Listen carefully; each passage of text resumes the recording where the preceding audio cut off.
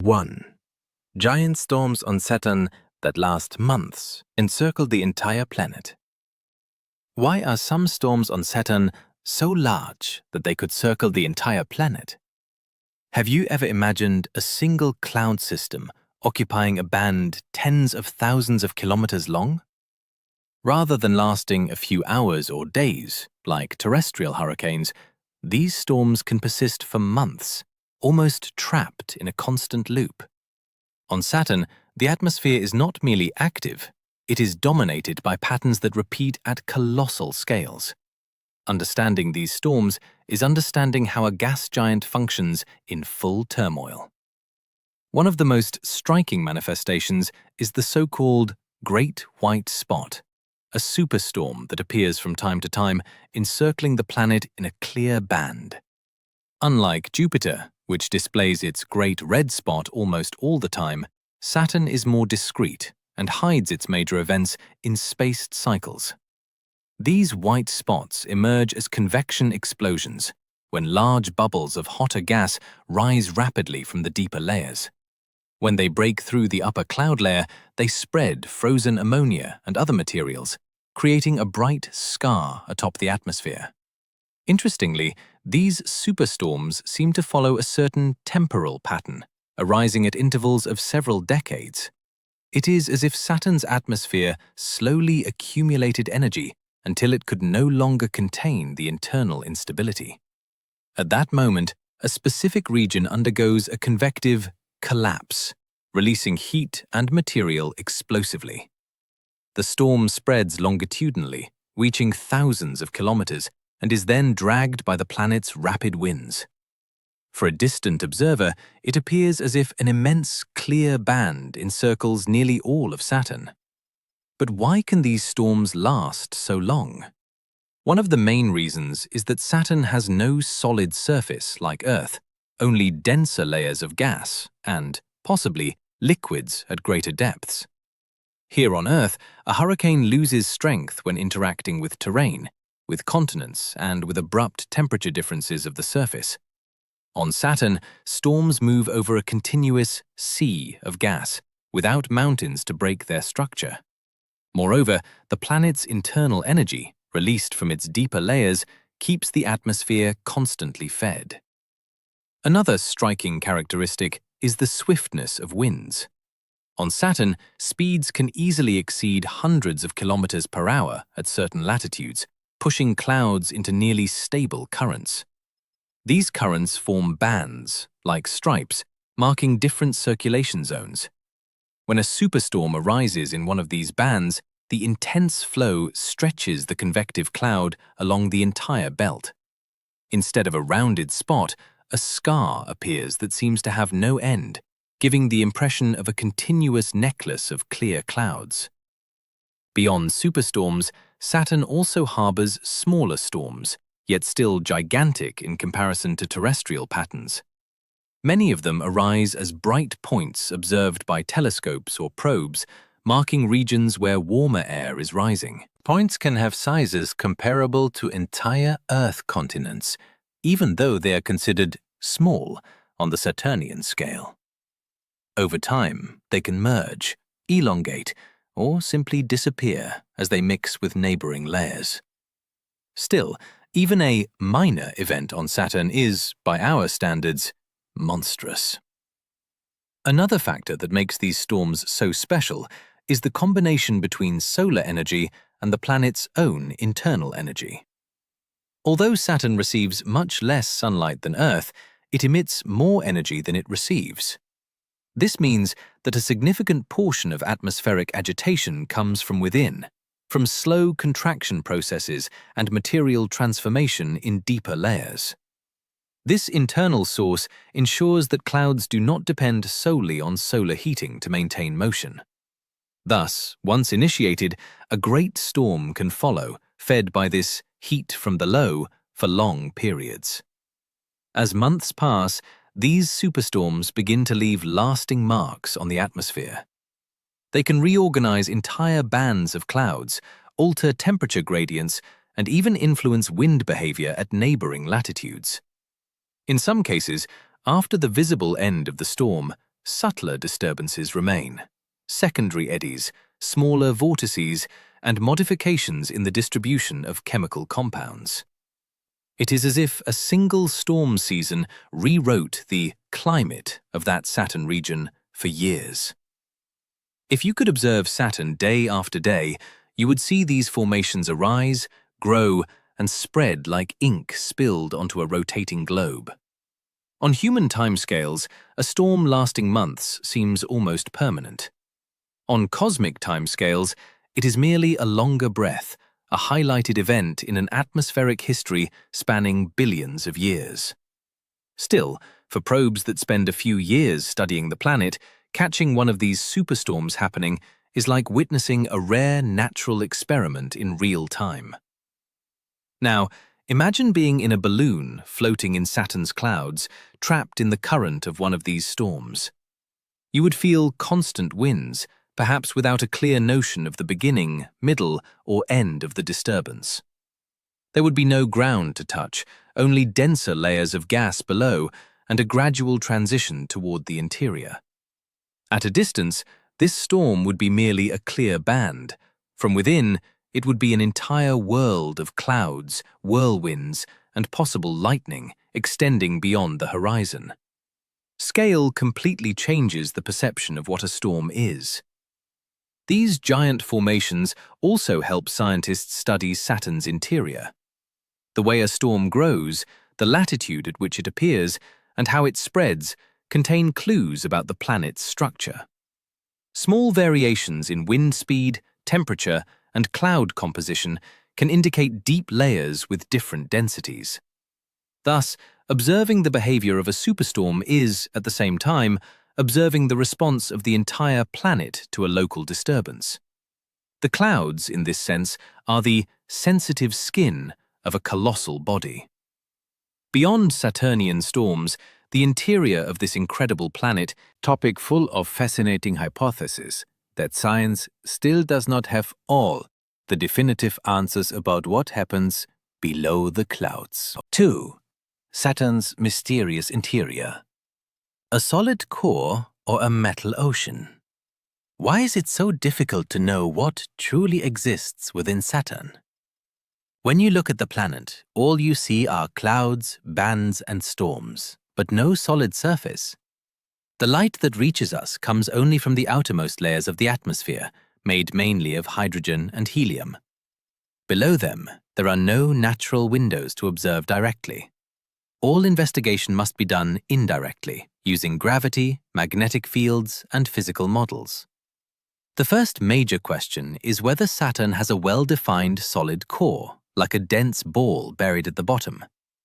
Many models suggest a core with several times Earth's mass, formed by rocks and ice extremely compressed. This core would have formed in the early days of the solar system, attracting gas around it until creating the giant we see today. However, recent measurements indicate that this region may be less distinct than imagined. Instead of a clear boundary, there may be a gradual transition, like a thick paste of heavy elements mixed with deep hydrogen. As you descend beneath the clouds, pressure increases in almost unimaginable ways. Hydrogen, which is a gas here on Earth, begins to behave completely differently. At greater depths, it is believed to become metallic hydrogen, an exotic state in which atoms are so compressed that electrons can move freely, as in a metal. In this layer, Saturn would no longer be a gas in the common sense, but a type of dense and conductive ocean without a defined surface, just gradually becoming thicker and hotter. This possible metallic hydrogen ocean is fundamental to explaining Saturn's magnetic field. Planetary magnetic fields typically arise when there is conductive material in motion in the interior, like liquid iron in Earth's core. On Saturn, the role of generator may lie precisely in this deep layer of rotating metallic hydrogen. The movement of large currents in this region would create a giant dynamo, responsible for a relatively symmetric magnetic field. This, in turn, also helps study the interior, since irregularities in the field may indicate more complex structures down there. Another clue comes from how Saturn rotates and how its gravity affects passing probes. When a probe makes precise flybys, small variations in acceleration reveal how mass is distributed. If the core were compact and well separated, the gravitational pattern would be one way. If the mass were more spread out, it would be another. Analyses of these variations suggest that Saturn's inner region may be diffuse, with heavy elements gradually mixing with deeper hydrogen rather than forming a hard, clean core. This idea of a diffuse core is gaining strength in the scientific community. Temperature also rises intensely with depth. Although Saturn is far from the Sun, its interior is warm enough to emit more energy than it receives. This means there is still heat left over from its formation and possibly additional processes such as helium separation in deeper layers. Droplets of helium sinking into the interior would release gravitational energy, heating the planet from inside outward. This drizzle of helium toward the inner layers could be one of the motors of interior dynamics, influencing even the behavior of external clouds over millions of years. One of the most intriguing aspects is that there is no sharp boundary where one can say, here gas ends and solid begins. Instead, each layer is a continuous transition of pressure, temperature, and physical state. At a certain point, hydrogen ceases to be recognizable as gas, but still is not a conventional solid. At another, elements like water, ammonia, and methane may exist in supercritical forms, neither fully liquid nor fully gaseous. Saturn's interior, therefore, is better described as a sequence of strange oceans of compressed materials, becoming increasingly dense toward the center. To imagine this environment, think of descending through an infinite cloud in which the sky never ends in a ground. At a certain height, the air becomes so dense it seems like an invisible liquid. Deeper, this liquid becomes metallic and conductive.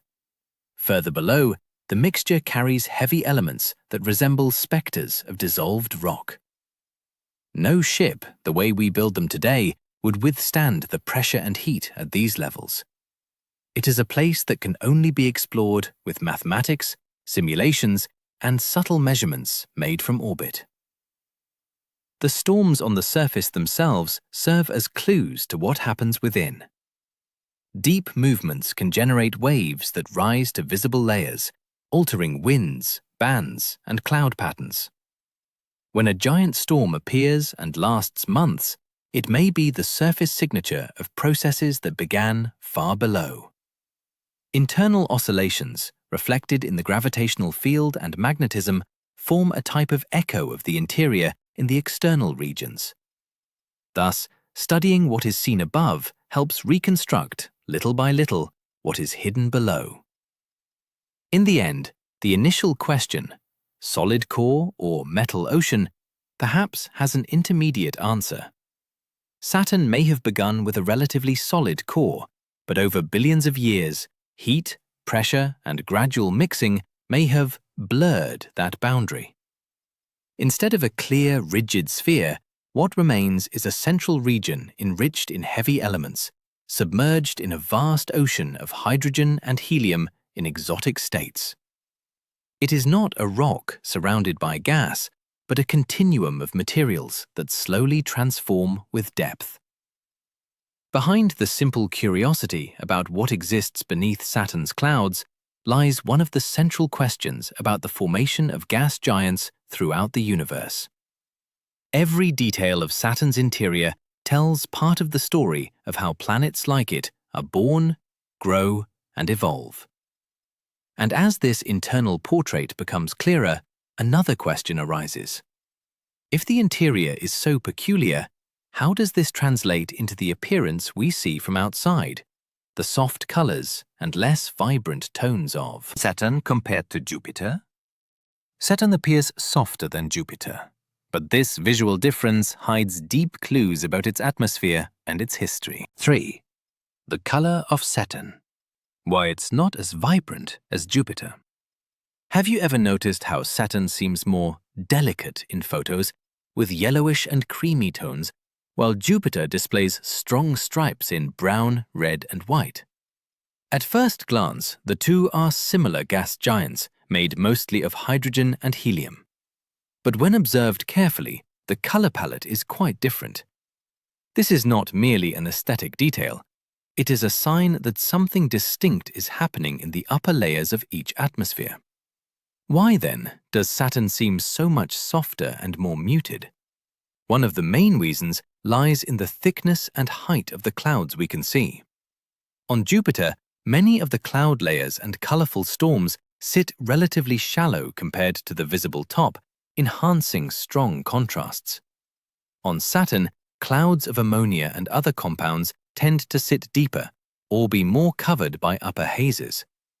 This acts as a diffusing filter, softening color variations and creating that washed-out appearance. It is like looking at a vibrant painting through slightly fogged glass. The shapes exist, but lose part of their intensity. Another important factor is the presence of fine particle hazes in the upper parts of Saturn's atmosphere. These particles may be formed by photolysis, that is, by the action of sunlight breaking molecules like methane and generating more complex organic chains. These chains, in turn, create a kind of yellowish veil. On Jupiter, similar processes also occur, but the combination of atmospheric dynamics and cloud depth creates larger contrasts. On Saturn, this veil is more effective at uniformizing appearance. The result is a more pastel coloration, with fewer dramatic stripes at first glance. The very intensity of sunlight plays its role. Saturn is almost twice as far from the Sun as Jupiter, receiving much less light per unit area. With less direct illumination, the differences in color and brightness between atmospheric bands become less striking in how we perceive them. Even if internal contrasts exist, the reflected light returns to us weaker and more homogeneous. It is like photographing a colorful landscape on a very cloudy day. The colors do not disappear, but all seem more subdued. Furthermore, there are subtle differences in the chemical composition of visible layers. Although both are dominated by hydrogen and helium, the proportion of compounds like ammonia, phosphorus, sulfur, and hydrocarbons may vary. On Jupiter, certain combinations form chromophores, substances that absorb and reflect light in specific ways, generating intense reds and browns. On Saturn, the mixture and vertical distribution of these chromophores are probably different, favoring clearer and more yellowish tones instead of highly contrasting bands. Small changes in chemistry can result in large changes in appearance. Atmospheric dynamics also contributes decisively. The wind jets on Jupiter are famous for separating light and dark bands with well-defined edges, reinforcing contrast between zones and belts. On Saturn, although strong jets also exist, the way they interact with clouds and hazes produces smoother transitions between bands. The boundaries between bands are not so sharp, and this diminishes the striking drawing we see on Jupiter. Saturn's atmosphere appears more mixed visually, even though it is just as complex as Jupiter's. When large storms occur on Saturn, such as superstorms that can circle the planet, the appearance changes temporarily. On these occasions, bright white spots and more highlighted bands emerge, making the planet visually more dramatic. However, these events are episodic, appearing at intervals of years or decades. Day to day, so to speak, Saturn returns to its calmer visual appearance, with soft stripes and little variation in extreme color. The planet's average visual appearance over time continues to be far less vibrant than Jupiter's. Instruments that observe at different wavelengths reveal that Saturn is more varied than human eyes perceive. In infrared, for example, thermal patterns, vortices, and composition differences arise that do not appear clearly in visible light. This shows that the lack of intense color does not mean simplicity. Many structures remain hidden beneath the upper haze, only appearing when you look with the right glasses. For the average observer, however, the impression is of a planet of soft tones, almost monochromatic compared to the more striking neighbor. Interestingly, even being less vibrant, Saturn is not static. Its colors and contrasts can vary with seasons, since the planet has an inclined axis and an extremely long year, with about 29 Earth years. As the angle relative to the Sun changes, the distribution of light over the bands also changes, affecting overall appearance. Certain latitudes may become slightly lighter or darker, and some previously subtle details may gain emphasis. Still, these changes rarely transform it into a visual second Jupiter. To imagine the difference between the two giants, think of Jupiter as an expressionist painting, full of intense brushstrokes and strong contrasts, while Saturn is closer to a watercolor, with smooth transitions and mixed tones. Both are complex, but express themselves in distinct ways. This difference is an opportunity for scientists to compare atmospheric processes under slightly different conditions. Similar compositions, yet fine chemistry, light intensity, and internal dynamics that create contrasting visual results. But after all, if the colors are subdued, what will happen to the planet's silhouette when its rings, so bright and striking, change or disappear over time in the final destiny of its ring structure? 4. The final destiny of the rings: rain, dust, or transformation into moons. Have you ever thought that Saturn's rings, so majestic in images, may be only a temporary phase in the planet's life? At first glance, they seem like eternal structures, almost part of Saturn's fixed identity. But recent measurements show that these rings are losing material constantly, like a cosmic hourglass emptying grain by grain. What today seems stable is in fact a delicate balance in full transformation. And this transformation raises an inevitable question about the destiny of this celestial spectacle. The rings are composed mainly of water ice, mixed with dust and small rocky impurities. The particles range from microscopic grains to blocks the size of stones or even small houses. In many spots, they collide, separate, and rejoin again in incessant movement. This constant transit is not perfect. Some of the material is thrown outward, some falls inward. Gradually, the stock of particles in the ring region diminishes, even though the naked eye still cannot perceive this on human timescales. One possible destination for this material is the so-called ring rain. Electrically charged particles, fine dust and water molecules can be dragged along Saturn's magnetic field lines. Guided as if on invisible tracks, they plunge into the planet's upper atmosphere. There, they end up mixing with gases, being destroyed or transformed. It is literally as if the rings were raining onto Saturn, contributing with an almost imperceptible, continuous drizzle of icy material. This ring rain is not merely a romantic detail, it affects Saturn's atmospheric chemistry. As it falls, the material introduces water and other compounds into regions that would otherwise be drier. This can change how certain layers reflect light, influence small temperature variations, and even alter the presence of ions and charged molecules. On timescales of millions of years, this slow but constant rain represents a significant transfer of mass from the rings to the planet. Part of the ring's destiny, therefore, is literally dissolving into Saturn's body. Another portion of the material can spread out in the form of more diffuse dust, making the rings less bright and more tenuous. As particles collide, they fragment into smaller sizes, more sensitive to solar radiation pressure and electromagnetic forces. Some are expelled far away, others are pulled inward. Over time, a structure originally dense can transform into something nearly invisible, a tenuous veil of barely detectable particles. In this scenario, the rings cease to be a sharp band and become a dispersed cloud, still present but faded. There is also the possibility that parts of the rings regroup, forming small, more stable bodies close to the boundary between particle and moon.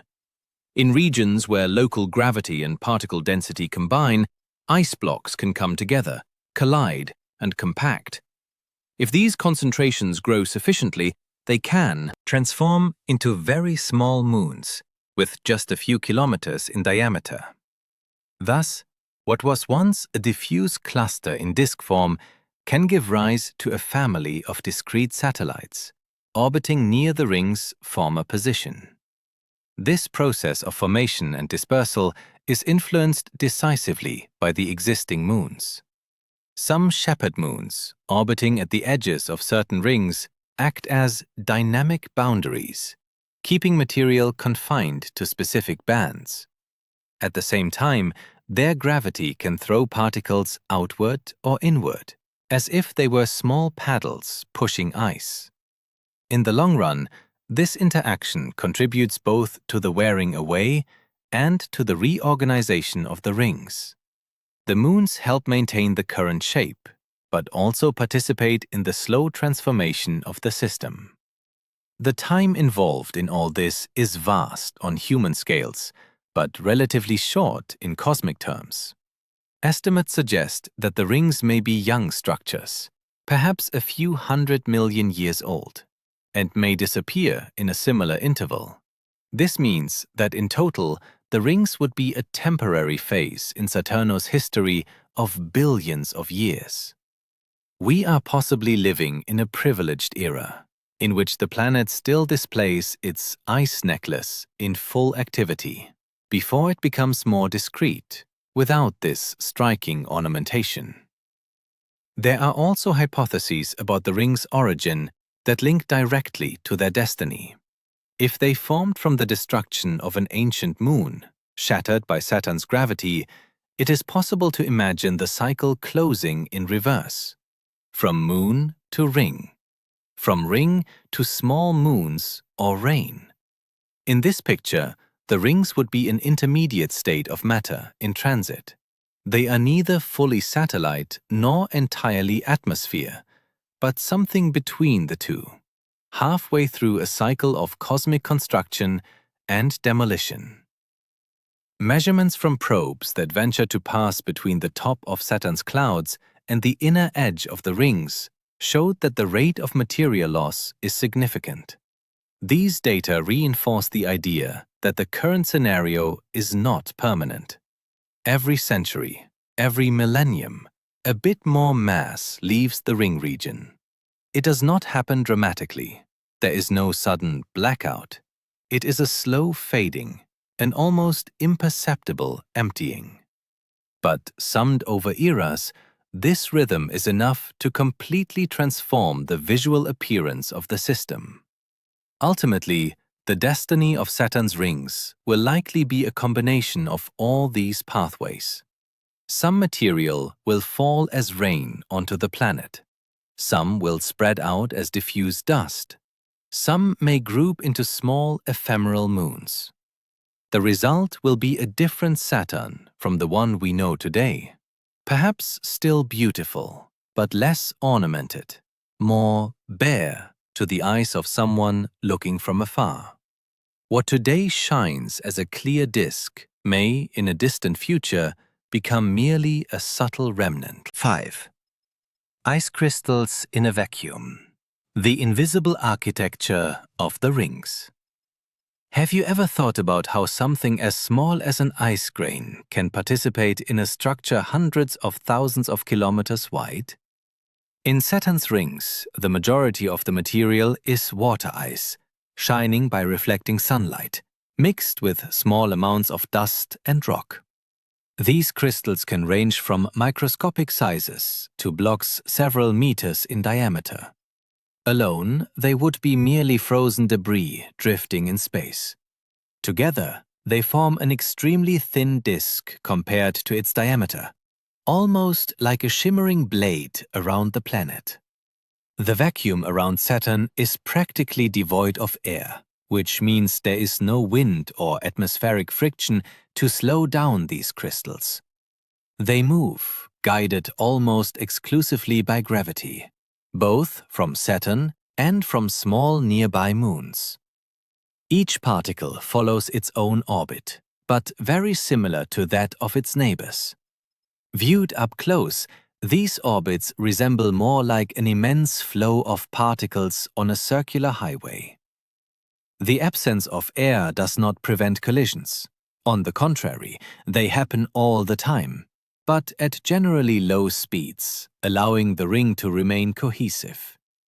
The structure of the rings is highly organized into bands, gaps, and subdivisions, and this organization is born precisely from the collective behavior of ice crystals. Where particle density is greatest, brighter and thicker regions form. Where there is less material, gaps and areas of less brightness arise. Small differences in orbital speed and gravitational interactions cause crystals to accumulate in certain regions and move away from others. The result is a pattern of bands that resembles a vinyl record, except made of ice and dust. The shape of the crystals also plays an interesting role. At such low temperatures, ice tends to remain solid and rigid, although impacts can break larger blocks into smaller fragments. These breaks generate new surfaces, brighter ones, that reflect light with great efficiency. Over time, this constant recycling of collisions and fragmentations helps keep many rings with a clear and luminous appearance. It is as if the disk were constantly being polished by soft impacts, renewing its brightness. Even in a vacuum, temperature is not uniform throughout the ring. Regions more illuminated by the sun can warm slightly, while areas temporarily in shadow or denser regions can stay somewhat colder. This affects the surface state of the crystals. At certain points, ice may sublimate slowly, passing directly from solid to gas and then refreezing in neighboring spots. These cycles of sublimation and refreezing, although subtle, help constantly redesign the surfaces of ice grains, making the ring's texture even finer. The tidal forces exerted by Saturn also contribute to this invisible architecture. As particles orbit, small differences in distance from the planet make them slightly stretched along the orbit. This stretching is so subtle that it does not shatter everything, but enough to prevent large blocks from easily merging into larger bodies. Thus, ice crystals remain in a delicate equilibrium, large enough to reflect light and shape bands, small enough not to become complete moons. When shepherd moons approach certain rings, their gravity pushes and pulls the ice crystals, sculpting sharp edges and subtle undulations. In these regions, it is possible to see structures resembling waves on a beach, except made of ice with kilometers of extension. Each particle responds individually to the gravitational pull, but the collective effect is the emergence of razor-sharp edges and regular patterns. What, viewed from afar, appears as a continuous line is in fact a choreography of billions of small crystals obeying the same rules. At smaller scales, even more delicate microstructures arise, such as transitory particle agglomerations. Small clusters can form when a group of crystals approaches and their orbits become momentarily synchronized. These families of particles can last a while, rotating together before being scattered by another interaction. Over millions of such events, this dance of clustering and dispersal helps maintain the specific granular texture of each ring. Nothing is truly fixed. Everything is in constant flux. Micrometeoritic impacts themselves play a dual role in the ring's architecture. On one hand, they can darken some crystals by depositing dark rocky material and dust on their surface. On the other, they can break and spread lighter ice fragments, redistributing brightness. In more exposed regions, This bombardment creates spots with different reflection characteristics, adding subtle tonal variations. Thus, the surface of the rings is a mosaic in constant renewal, shaped by both internal forces and external visitors. For an imaginary observer traveling among the crystals, the experience would be paradoxical. From afar, the rings seem solid, almost like a continuous disk. Up close, they reveal themselves as an immense void sprinkled with particles, with enormous spaces between one body and another on human scales. Still, the collective movement of these particles creates a stable and recognizable structure over millions of years. The apparent solidity is merely an illusion of perspective. What actually exists is emergent organization. This invisible architecture of ice crystals is also a source of scientific information. The distributions of particle size, brightness, and density reveal clues about the ring's origin, possible past collisions, and the rate at which the system is being modified.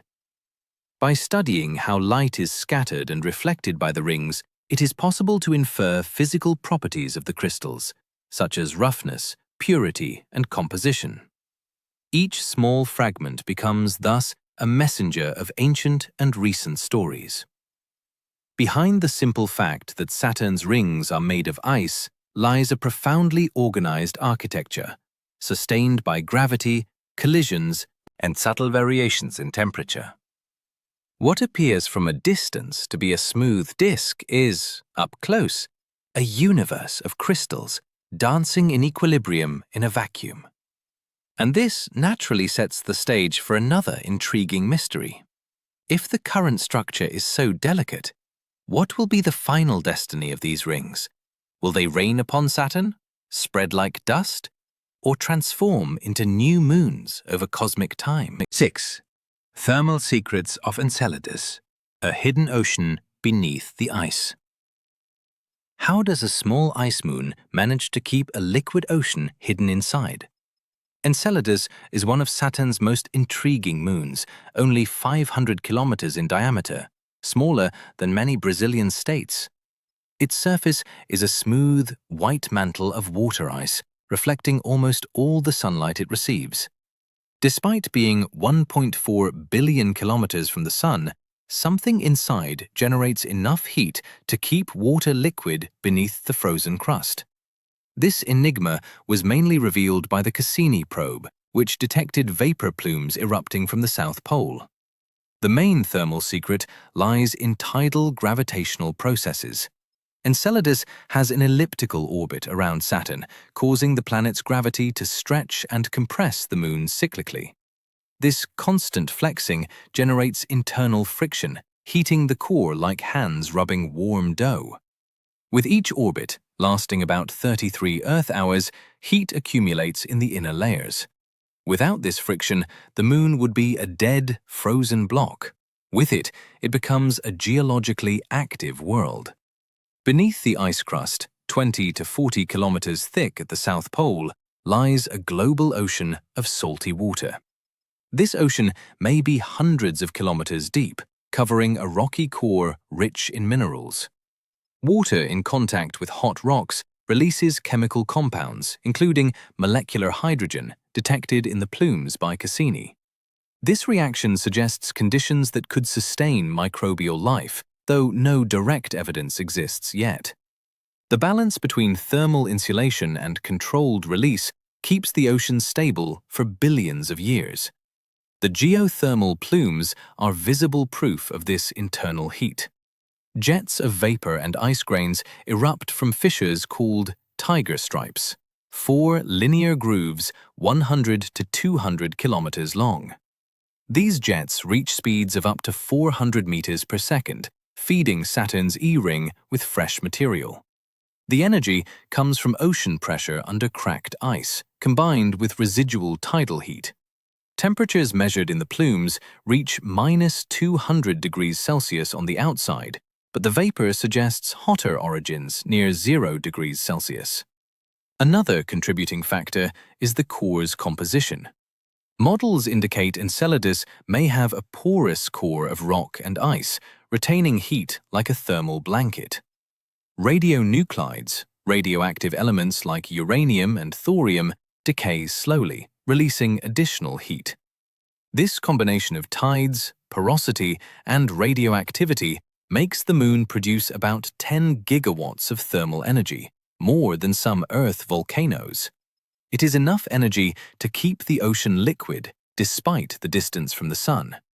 The ice crust is not uniform. Thinner at the South Pole, it allows heat to escape more easily. The tiger stripe fissures open and close like eyelids, regulating vapor release. When Enceladus passes through Saturn's ring plane, the plumes condense into particles joining the E-ring. This interaction shows how a small moon's internal heat affects larger structures in the Saturnian system, creating a cycle of matter and energy. Missions like Cassini measured variations in Enceladus's orbit, confirming the ocean's presence by how the moon's gravity oscillates. A solid body would rotate differently from one with internal liquid layers. These libration oscillations, small wobbles in rotational motion, indicate the ocean decouples the crust from the rocky core.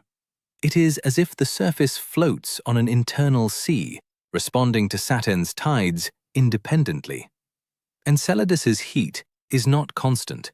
It varies with orbital eccentricity and possible resonances with other moons like Dione. These gravitational interactions keep the elliptical orbit stable, ensuring continuous friction. Without them, heat would decrease, and the ocean could freeze in millions of years. It is a delicate balance where distant neighbors' gravity sustains this distant moon's internal activity. Imagine diving beneath Enceladus's ice. The crust gives way to a dark ocean, stirred by tidal currents, with hot rocks releasing chemical bubbles. Pressure increases with depth, but temperature stays above freezing thanks to geothermal heat. No sunlight, only possible bioluminescence from hypothetical life forms. This extreme environment, hidden under 30 kilometers of ice, is one of the solar system's most promising places for life beyond Earth. Recent studies suggest the ocean has been liquid for nearly all of Enceladus's history, since its formation 4.5 billion years ago. Initial heat from planetary accretion helped melt the original ice, and tides have kept it so. Today, the Moon loses mass through plumes, about 200 kilograms per second, but this is minimal on geological scales. The system is sustainable for billions more years. 7. Titan's orange haze, the exotic chemistry of an almost Earth-like atmosphere. Why does Titan, so far from the Sun, have a thick orange haze like a permanent filter over the sky?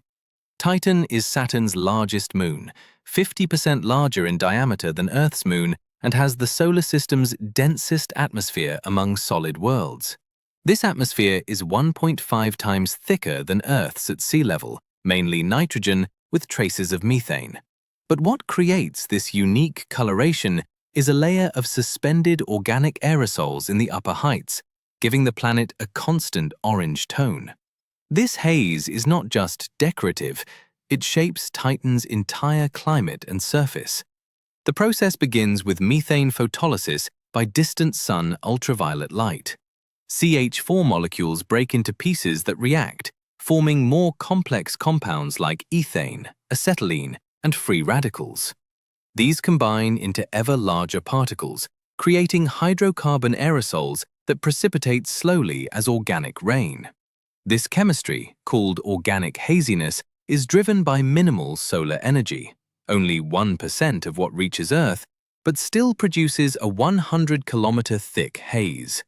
It is a continuous cycle regenerating the orange layer each season. These aerosols absorb blue and green light, reflecting mainly red and orange, explaining the color seen from telescopes and probes. In infrared, the haze is almost transparent, revealing lakes and rivers below. The layer's density varies with seasons. During Titan's long winter, 7 Earth years, more aerosols accumulate, darkening the disk. In summer, vertical winds disperse them slightly, but never enough to clear the sky. This haze acts as a thermal blanket, stabilizing surface temperatures between -180 degrees Celsius and -140 degrees Celsius. Interaction with atmospheric methane is crucial. CH4, present at 5%, rises to high layers, undergoes photolysis, and forms haze. Particles fall, evaporate in liquid methane lakes, and the cycle restarts. This exotic chemistry produces compounds like tholins and polyacetylenes, similar to Earth's smog but on a global scale. Huygens from the Cassini mission descended through this haze in 2005, measuring densities blocking 90% of sunlight at the surface.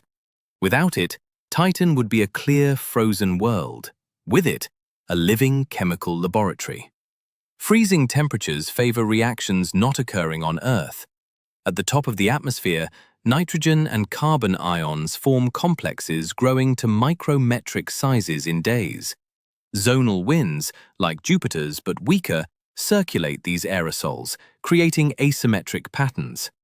During equinox, a denser polar cloud of haze forms, fed by upwelling warm air. This seasonal dynamic, on a 16 Earth Day day, keeps the haze in perpetual balance. The haze also protects the surface from UV and cosmic radiation, allowing organic compounds to accumulate without degrading. On the surface, aerosols deposit as tholin dunes, brown-reddish organic material, forming 150-meter deserts. These tholins are rich in nitrogen and carbon, similar to terrestrial life precursors. Titan's chemistry is thus a frozen version of Earth's carbon cycle, but with methane as the main solvent. Future missions like Dragonfly, a drone set for 2034, will explore this haze by flying through it. Cassini data show aerosol production at about 10,000 tons per year, enough to cover the surface in 100 million years. This slow rate ensures longevity, indicating Titan has been chemically evolving for billions of years. The haze is not static. It responds to minimal orbital and solar changes. Imagine floating in Titan's stratosphere. Orange particles swirl around, faint light filters in reddish tones, and the horizon fades into infinite mist. No visible stars during the day, just eternal twilight. This opacity creates an isolated world where the surface lives in perpetual shadow, but rich in prebiotic chemistry. It is an alien environment where dense air allows easy flight, but haze hides the sky. Behind Titan's orange haze lies complex chemistry of photolysis, polymerization, and seasonal cycles, transforming weak sunlight into a global organic mantle. This dense, mysterious atmosphere invites us to imagine the human experience there. What would it be like to walk on Titan, feeling light gravity amid thick, cold air? 8. What walking on Titan would be like with light gravity and dense air. Would you like to walk on another world where each step feels like a slow-motion jump? Titan has surface gravity of just 1/7 Earth's, 1.35 meters per square second, meaning you would weigh about 14 kilograms if 100 kilograms on Earth. With 1.5 atmospheres of pressure at ground level, the dense nitrogen-methane air offers movement resistance but easy flotation. The surface is hardened ice, with tholin dunes and hydrocarbon lakes, under orange haze, reducing visibility to kilometers.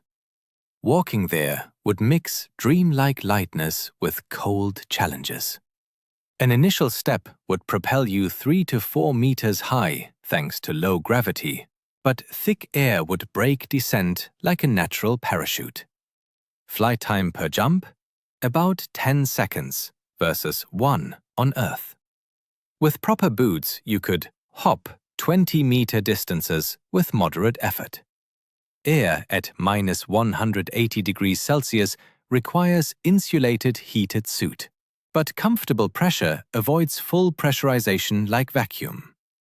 Peripheral vision would be reddish from haze, sun a pale dot. The ground underfoot varies, smooth ice plains in places, 100-meter wavy dunes elsewhere. Tholin dunes with 1 millimeter grains give irregular traction like organic quicksand. Near polar lakes, larger than the Caspian Sea, ground is spongy, ice-bred, porous frozen methane. An accidental dip would float you slowly, as liquid methane density, 0.45 grams per cubic centimeter, is less than human. Slow waves, centimeters per minute, lap shores. Dense air muffles sounds, steps echo delayed, voices carry far but grave, like in a water tank. No oxygen, breathing via mask reservoir. Light gravity eases heavy gear. A 50-kilogram Earth backpack weighs 7 kilograms, but balance tricky in 1 to 5 meters per second winds. Rare hurricanes at 100 kilometers per hour move you like a leaf, but last hours, not days. Titan Day lasts 16 Earth days, eternal twilight from haze. Night brings minus 10 degrees Celsius colder temps, possible methane rain, fat 1 centimeter drops falling slowly. High humidity creates instant frost on suits. Standing on a dune, horizon curves gently at 5 kilometers. Saturn shines like giant full moon, rings subtle arc above.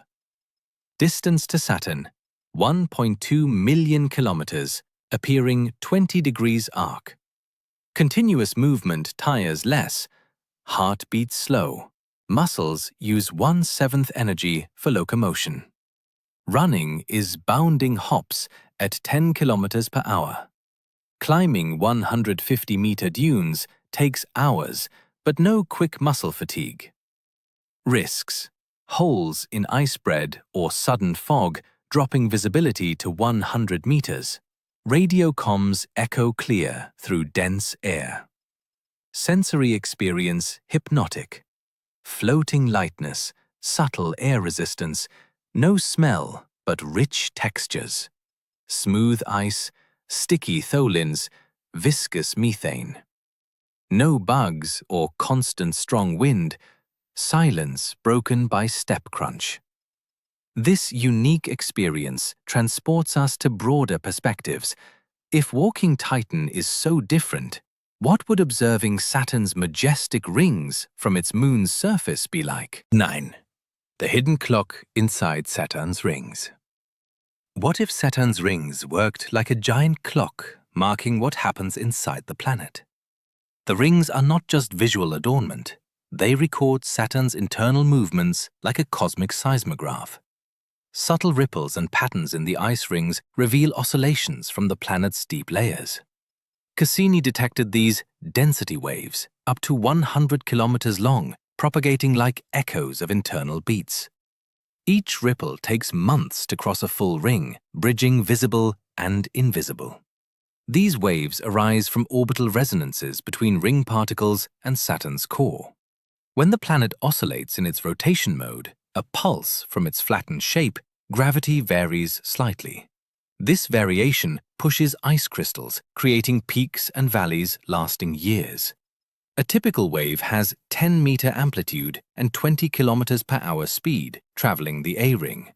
It is as if Saturn's heart beats, and rings are the palpable pulse on the surface. The oscillation frequency is precise, one complete every 60 to 70 minutes, synced to planetary internal rotation.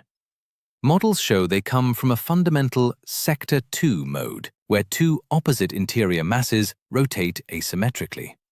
Cassini measured gravitational variations confirming this, with parts per million precision. Without atmosphere damping the signal, rings preserve the pure tick-tock for decades, allowing unprecedented internal structure reconstruction. 1 centimeter to 10-meter ice particles respond collectively, amplifying the signal. In dense B-ring regions, waves overlap, creating complex patterns like propellers, shadows of small bodies. These disturbances last 10 to 20 years, time for a full Cassini orbit to register cycles. Vacuum preserves integrity. No friction, waves do not dissipate quickly, acting as geological memory for a rockless planet. Temperature and composition affect propagation. Purer ice conducts waves better than dusty regions. In diffuse C-ring, signals weak. In nearly invisible D-ring, still detectable. This variation maps Saturn's internal densities, revealing helium and metal gradients. It is a bidirectional clock. Rings read the planet, which sculpts rings with tides. 10. The sharp edge of the rings. Why they don't disperse into space.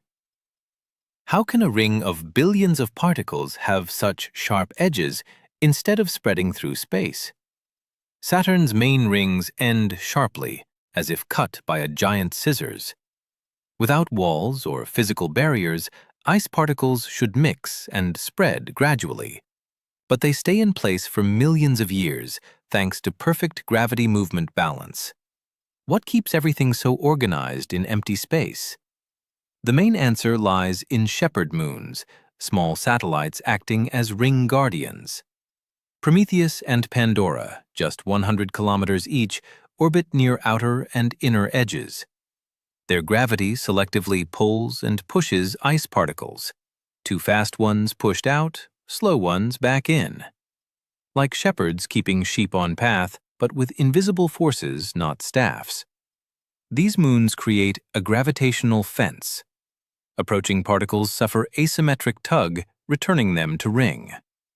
Over time, this forms clean edges with sharp density drops. Cassini images show these as straight, sharp lines, separating ice-rich from empty areas. Without shepherds, rings would widen slowly, losing shape. Another helper, interactions with larger moons like Mimas. Its distant gravity creates unstable particle zones, forming natural edge gaps. Like Mimas, blowing gravitational wind, cleaning edges. Gaps like Encke reinforce borders, preventing easy material escape to open space. Particles help each other, too. Gentle ice grain collisions dissipate energy, grouping them in stable regions. Natural orbital motion, faster near Saturn, slower at edges, creates internal pressure resisting expansion. Delicate balance. Collisions keep particles together. Gravity confines. Rings' thinness, 10 to 100 meters in many places, helps too. Edge-leaving particles fall back from Saturn's vertical pull. Like leaves in shallow stream, they circulate but return to main flow. Constant cycle renews edge material without letting it unravel. Imagine floating near such edge. One side dense, shining crystal sea, other dark void. Transition in few kilometers, sharp as glass wall. This sharpness, no accident. Billions of years fine-tuning between moons, collisions, orbits. Daily, micrometeorites perturb edges, but system recovers fast. New far particles join ring, excess recycled by shepherds. Living but stable environment where nothing truly lost. Everything cycles in gravitational loop. Sharp edges shift slightly over time, responding to slowly varying moon orbits. Prometheus, for example, oscillates orbit, sculpting edge ripples over decades. Still, overall shape persists, proving natural confinement strength.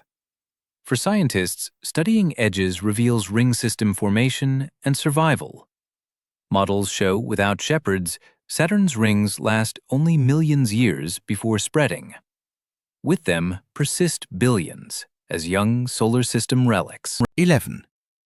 Shadows dancing over the rings across Saturn's years. Ever thought how shadows dance over a planet for entire decades? Saturn's 29 Earth-year orbit and 27-degree tilted axis create long seasons, changing sunlight angle over rings. Northern winter solstice projects planet shadow as 14,000-kilometer dark blade over B ring, nearly reaching A ring. These dark shadows contrast bright ice, revealing orbital geometry. Spectacle evolves slowly, visible only in long-term observations.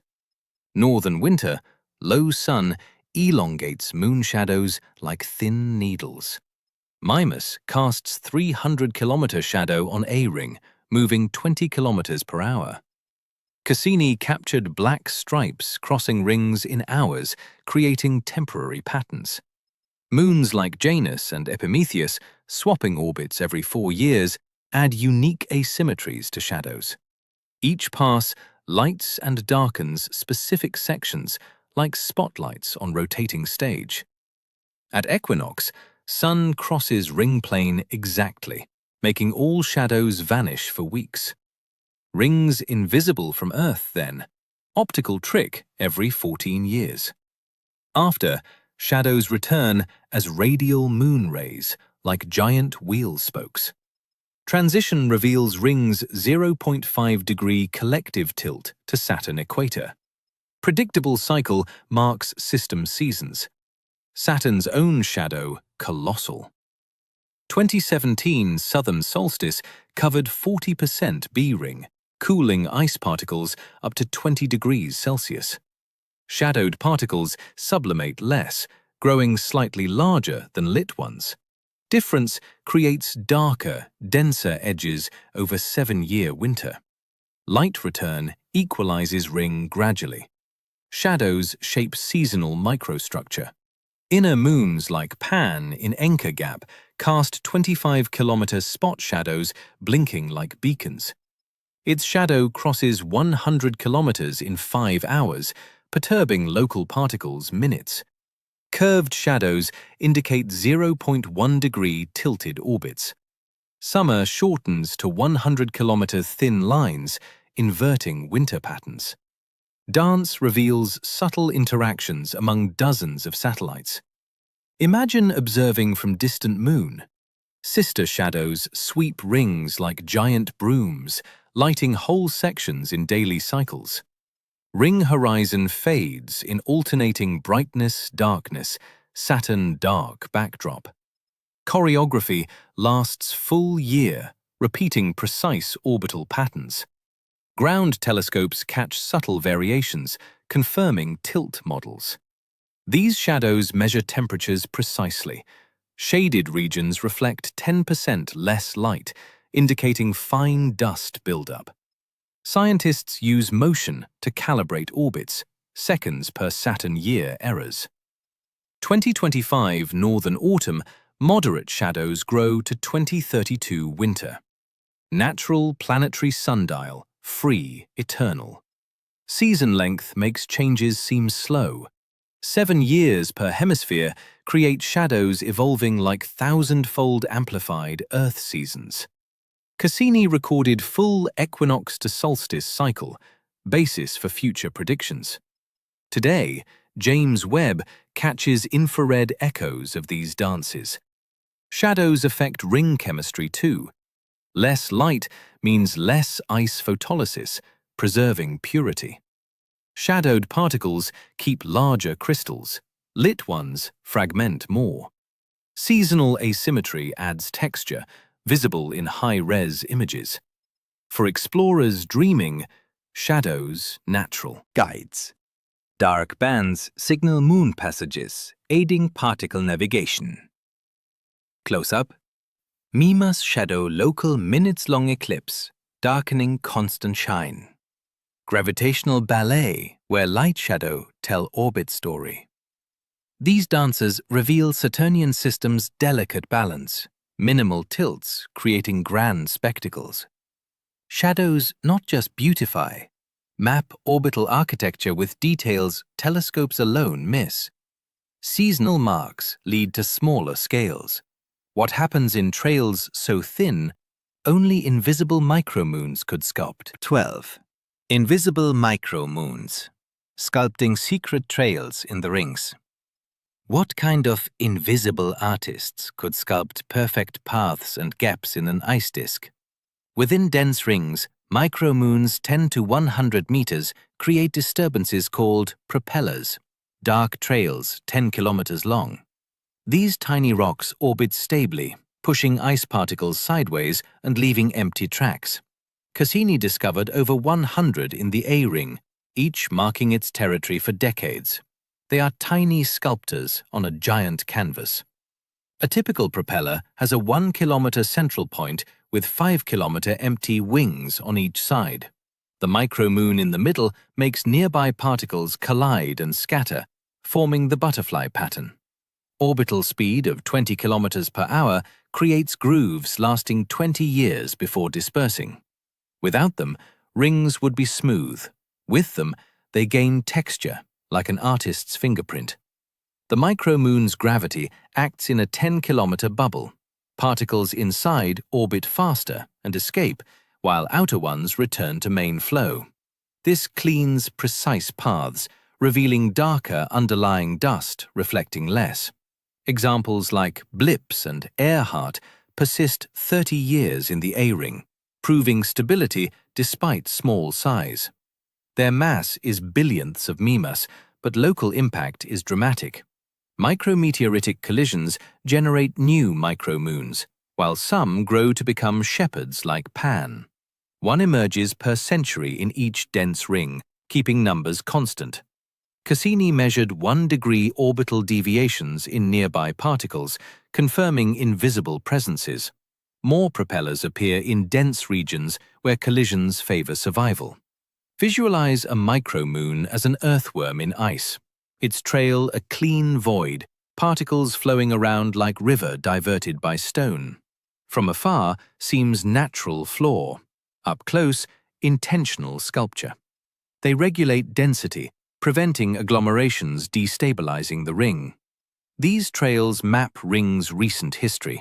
Young propellers have sharp edges, old ones fade into diffuse patterns. Average 10-year duration shows collision erosion rate. In 13-year mission, Cassini saw 20 new propellers born, cataloging evolution in real time. Micromoons also interact. Nearby propellers merge or repel, creating trail networks. In dense B ring, 10 particles per cubic meter, they are common, sculpting 1% of surface. Without them, density waves uniform. With, ring gains fine relief. If orbiting low, you would see propellers as mobile constellations, each with unique orbital tilt signature. Some rotate slowly, others flicker with larger moon passages. It is a dynamic ecosystem where the small dictate global texture. Scientists use propellers to estimate small body populations, thousands per ring, total mass of average moon. They test dense ring stability, proving elastic collisions maintain balance.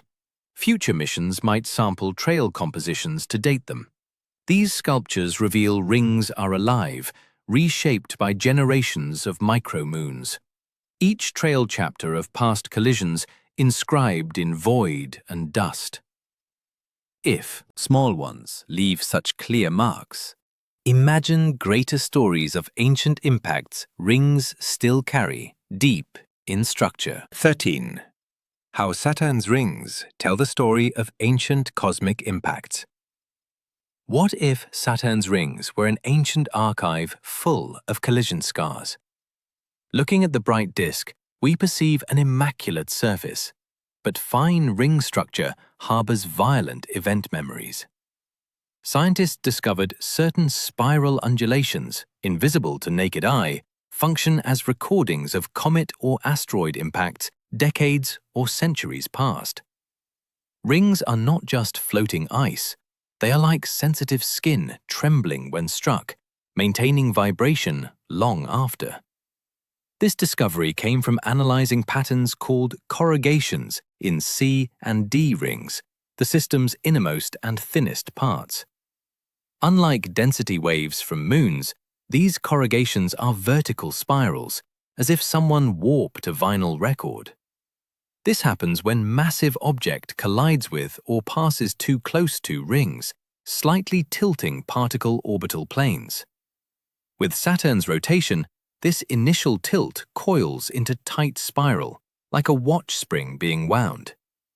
The vacuum acts as an isolating filter, separating cause, the shock, from sensory effect, the noise. On Earth, we associate large impacts with loud booms. On Saturn, destruction is silent. This creates cognitive paradox for those imagining the scene. Seeing a shepherd moon drag tons of ice and tear ring fissures without producing single decibel. It is cosmic pantomime, where action visually dramatic but acoustically dead. All kinetic energy silently dissipates in ring structure. This silent music also has rhythm. Gravitational interactions with moons like Mimas create density waves propagating through rings like lake ripples. If we could translate these gravitational and physical waves directly into sound frequencies, we would hear deep grave tones pulsing in planetary rotation resonance. It would be low-frequency sound, constant hum, sustaining ring structure, punctuated by sharp cracks from smaller particle collisions. Scientifically, studying these radio emissions crucial. Frequency and intensity of plasma noise tells researchers how dense ring regions are and collision energies. Calm regions sound different from areas stirred by shepherd moons. Like diagnosing motor health by vibration alone, never opening it. Electromagnetic noise maps invisible turbulence, keeping rings inflated and active. Silence also preserves system energy. With air, sonic friction would dissipate particle orbital energy much faster, making rings collapse into Saturn quickly. Vacuum silence is thus one of ring longevity guardians. It allows particles to collide elastically, bounce, and continue orbiting millions of years, losing minimal energy each encounter. Silence lets the dance continue. For hypothetical astronaut, experience would be total isolation. Seeing giant rocks smashing meters away without whisper requires mental reconfiguration. Danger does not warn. No hum of approaching object. Only visual or tactile indication if something hits suit. Reminder our senses evolved for dense atmosphere. Most universe operates in mode completely alien to us. Cassini recordings, today famous archives, used in music and art, representing sound of space. They remind us universe is not static. It vibrates, emits, resonates, just not how Earth air allows. Rings are radio orchestra, playing complex music only antennas appreciate. Each squeak in recording, a piece of ice existing billions years finding its end or transformation. Yet there are moments vision fails too. Rings seemingly disappearing completely, not from light lack, but perspective issue. If we cannot hear them, are times we barely see them also. This geometry trick leads to next mystery. Why, periodically, Saturn's brightest jewel plays hide-and-seek with Earth? 14. The enigma of ring age. Newborns or ancestors? Do you think Saturn's rings are relics from the solar system's birth, or relatively recent novelties? For a long time, it was believed they formed along with the planet 4.5 billion years ago. It seemed logical that a gas giant retained primordial material around itself. However, data collected at the end of the Cassini mission turned this theory upside down, suggesting the rings may actually be incredibly young, perhaps younger than dinosaurs on Earth. The main argument for ring youth is their purity. Ice, composing 99% of the rings, is extremely bright and clean. If they had been exposed to space for billions of years, they should be covered by a thick layer of dark dust brought by micrometeoroids, turning coal-colored like Saturn's counterparts Uranus and Neptune. The fact they are so white suggests they have not had time to accumulate this cosmic dirt. To solve the mystery, the Cassini probe performed a risky maneuver in its grand finale, diving between the planet and rings. The goal was to measure ring mass separately from planetary mass, observing how gravity pulled the spacecraft. The result was surprising. The rings are very light. Less mass means less material to dilute incoming pollution. With little mass and high brightness, the only mathematical explanation is they formed recently, between 10 and 100 million years ago. If this theory is correct, it means during most solar system history, Saturn was a bare planet without its characteristic crown. Perhaps alien civilizations distant enough to observe our system 200 million years ago saw an ordinary, much less interesting Saturn. We humans emerged in a privileged time window, coinciding exactly with this temporary spectacle's existence. But how did they form so late? The most accepted hypothesis is ancient moon destruction. Imagine a satellite, moon-sized, like Mimas or Enceladus, that through gravitational interactions was pushed too close to the planet. Upon crossing the Roche limit, the line where planetary gravity overcomes the moon's internal cohesion, the body was torn apart. Ice spread, forming the rings, while the rocky core possibly fell into the planet, explaining the remaining material's purity. However, a group of scientists defends the ancient ring theory. They argue perhaps some self-cleaning process we do not understand exists, like moon geysers or atmospheric rains renewing ice. Another possibility is Cassini's measured mass is misleading due to unknown internal planet structures affecting gravity. For them, it is too much coincidence we live exactly in the rings era. Despite controversy, youth evidence is strong. The material fall rate, the ring rain discussed before, also indicates the system is depleting fast. If they are vanishing quickly and still bright, it is hard maintaining they have been there billions years. It is like finding a large ice cube on a hot day. You know it cannot have been there long, or it would have melted. This perspective changes our view of celestial dynamics. The solar system stops being a static clock and becomes a place of creative catastrophes. One moon's death gave birth to our night sky's greatest jewel. This implies other planets like Jupiter or Neptune may have had grand rings in the past that already disappeared, or might have them in the future if one of their moons is destroyed. The debate continues hot because it involves interpreting complex dust flow data. Cosmic dust meters aboard probes show how much dark material floats near Saturn. Crossing this data with ring area, the time needed to darken them, is calculated. The math does not work for an ancient age unless dust is far less frequent than we think, contradicting observations elsewhere in the system. Another fascinating point is the link to Saturn's tilt. Recent models suggest the same destroyed moon creating the rings, provisionally nicknamed chrysalis, might have been responsible for pulling Saturn to its current 27-degree tilt before dying. Thus, the rings and planet's seasons would be siblings, born from the same recent cataclysmic event. Imagine that birth scene. Saturn's sky filling with fragments, constant collisions lighting the night for millennia, until chaos settled into the flat disk we see today. It was not a smooth process, but a gravitational agony resulting in absolute beauty. What we see today is the bright and scattered corpse of a world that ceased existing. This transience makes the rings even more precious. Knowing they are ephemeral in the astronomical sense gives us urgency and wonder.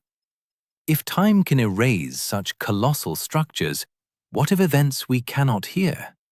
This leads to our next sensory exploration step. How does the vacuum transform billions of collisions' violence into absolute silence? 15. The silence of the rings. How vacuum transforms collisions into silent music. Imagine floating in the middle of Saturn's rings, surrounded by billions of ice stones.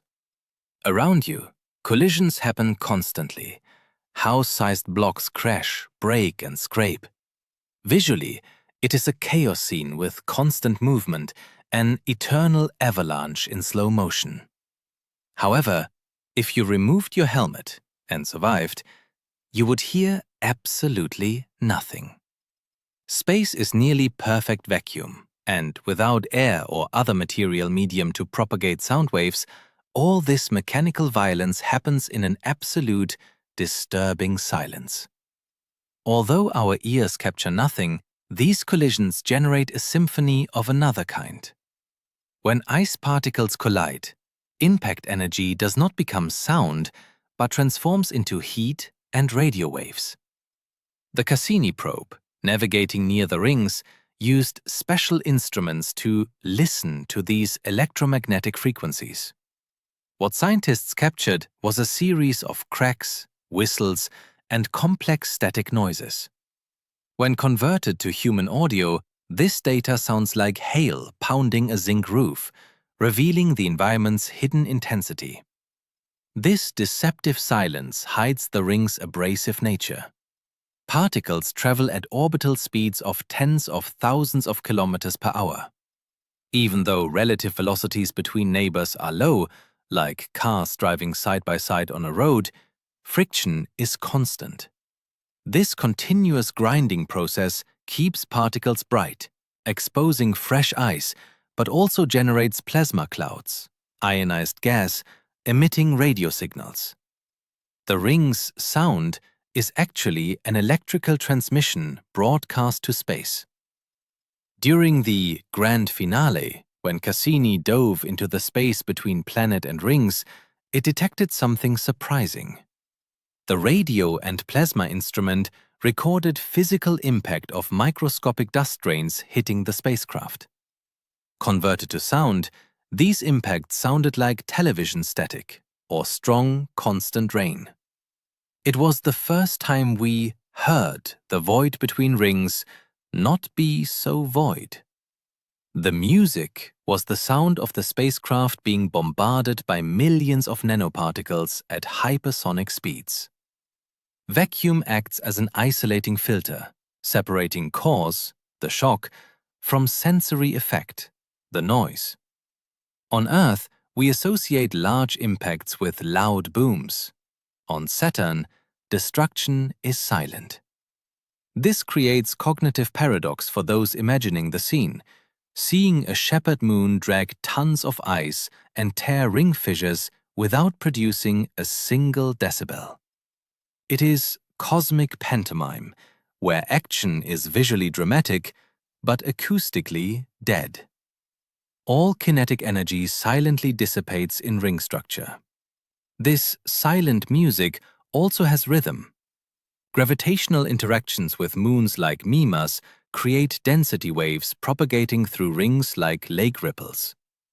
If we could translate these gravitational and physical waves directly into sound frequencies, we would hear deep, grave tones pulsing in planetary rotation resonance.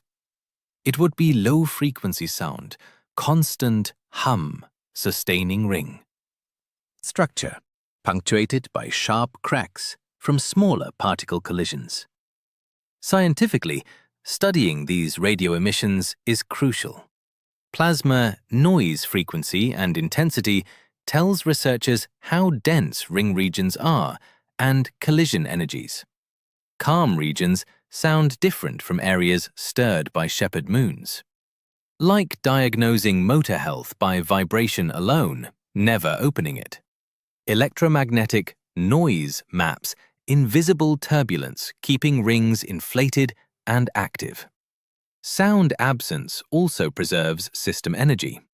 With air, sonic friction would dissipate particle orbital energy much faster, making rings collapse into Saturn quickly. Vacuum silence is thus one of ring longevity guardians. It allows particles to collide elastically, bounce and continue orbiting millions of years, losing minimal energy each encounter. Silence lets the dance continue. For a hypothetical astronaut, the experience would be total isolation.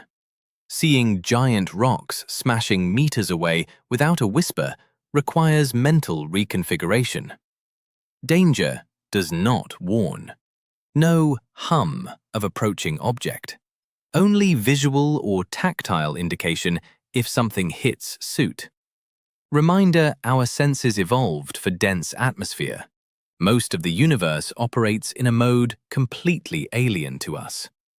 Cassini recordings today are famous archives, used in music and art representing sound of space. They remind us the universe is not static.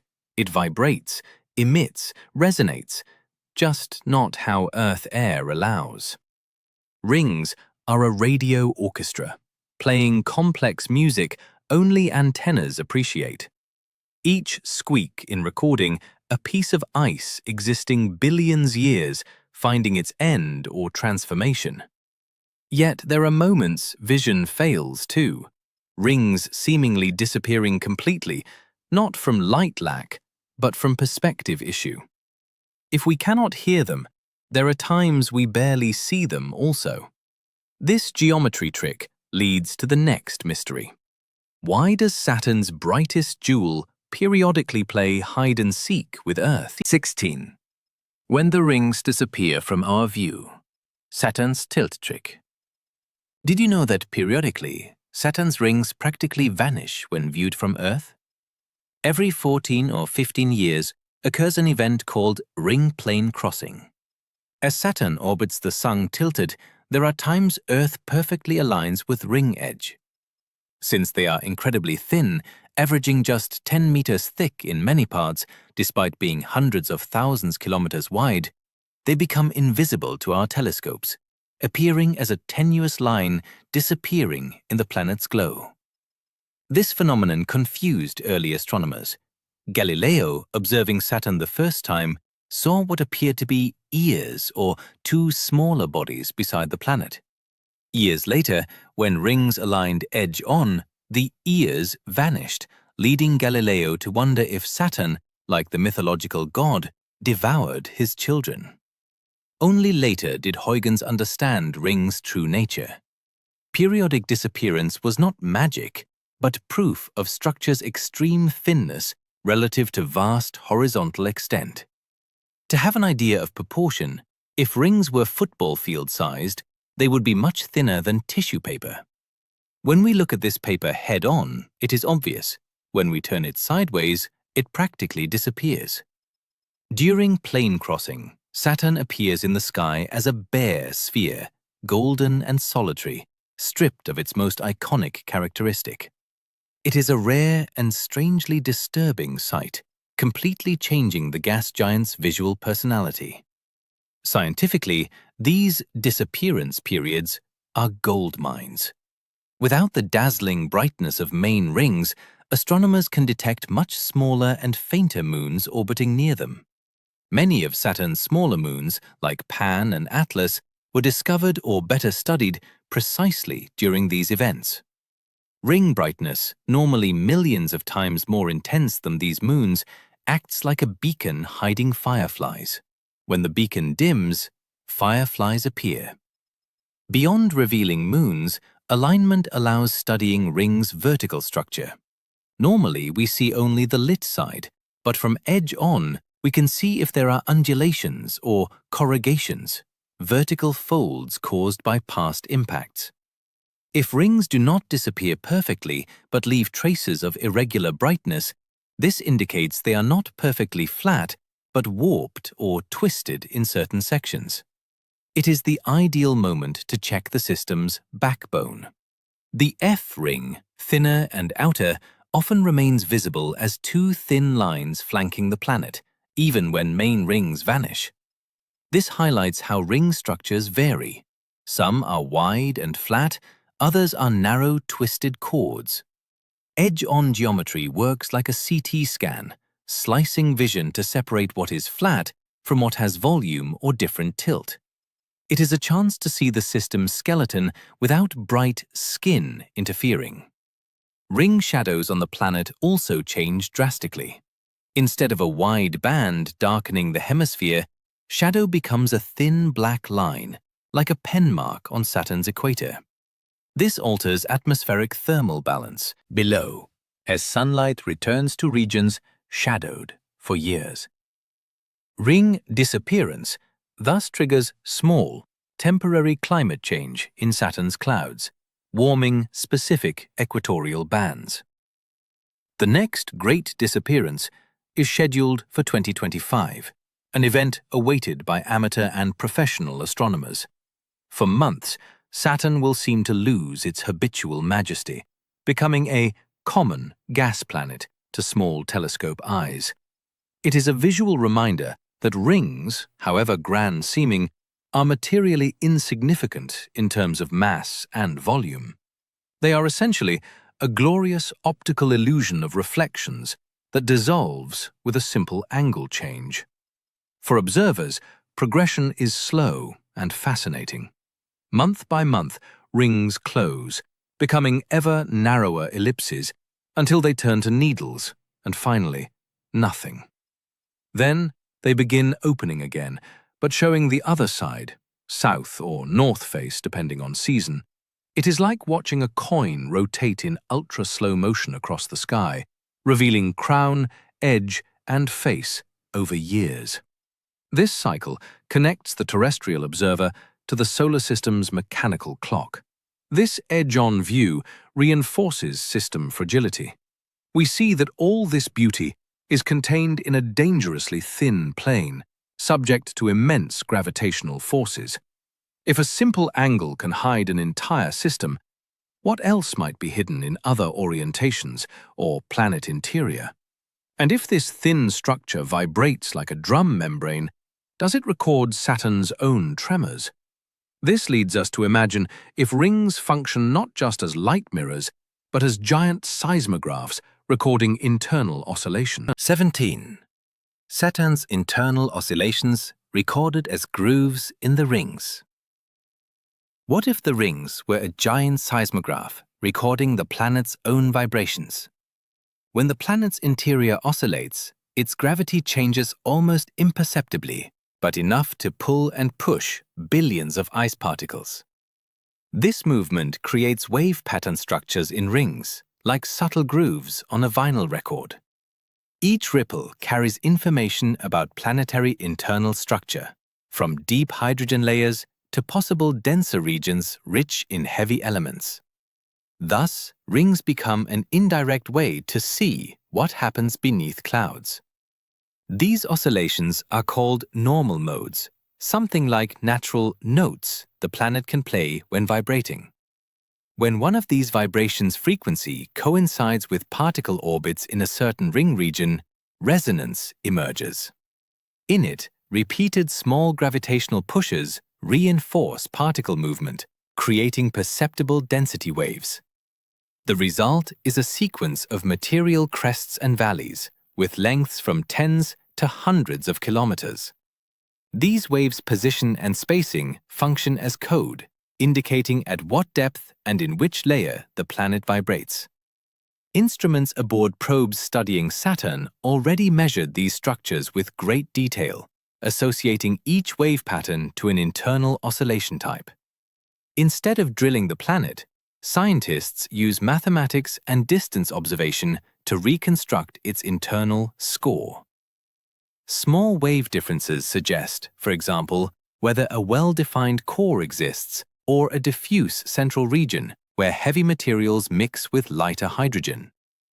It is a kind of planetary ultrasound, with rings acting as display screen. These waves do not appear anywhere but in specific zones where particle orbits combine with interior rhythm.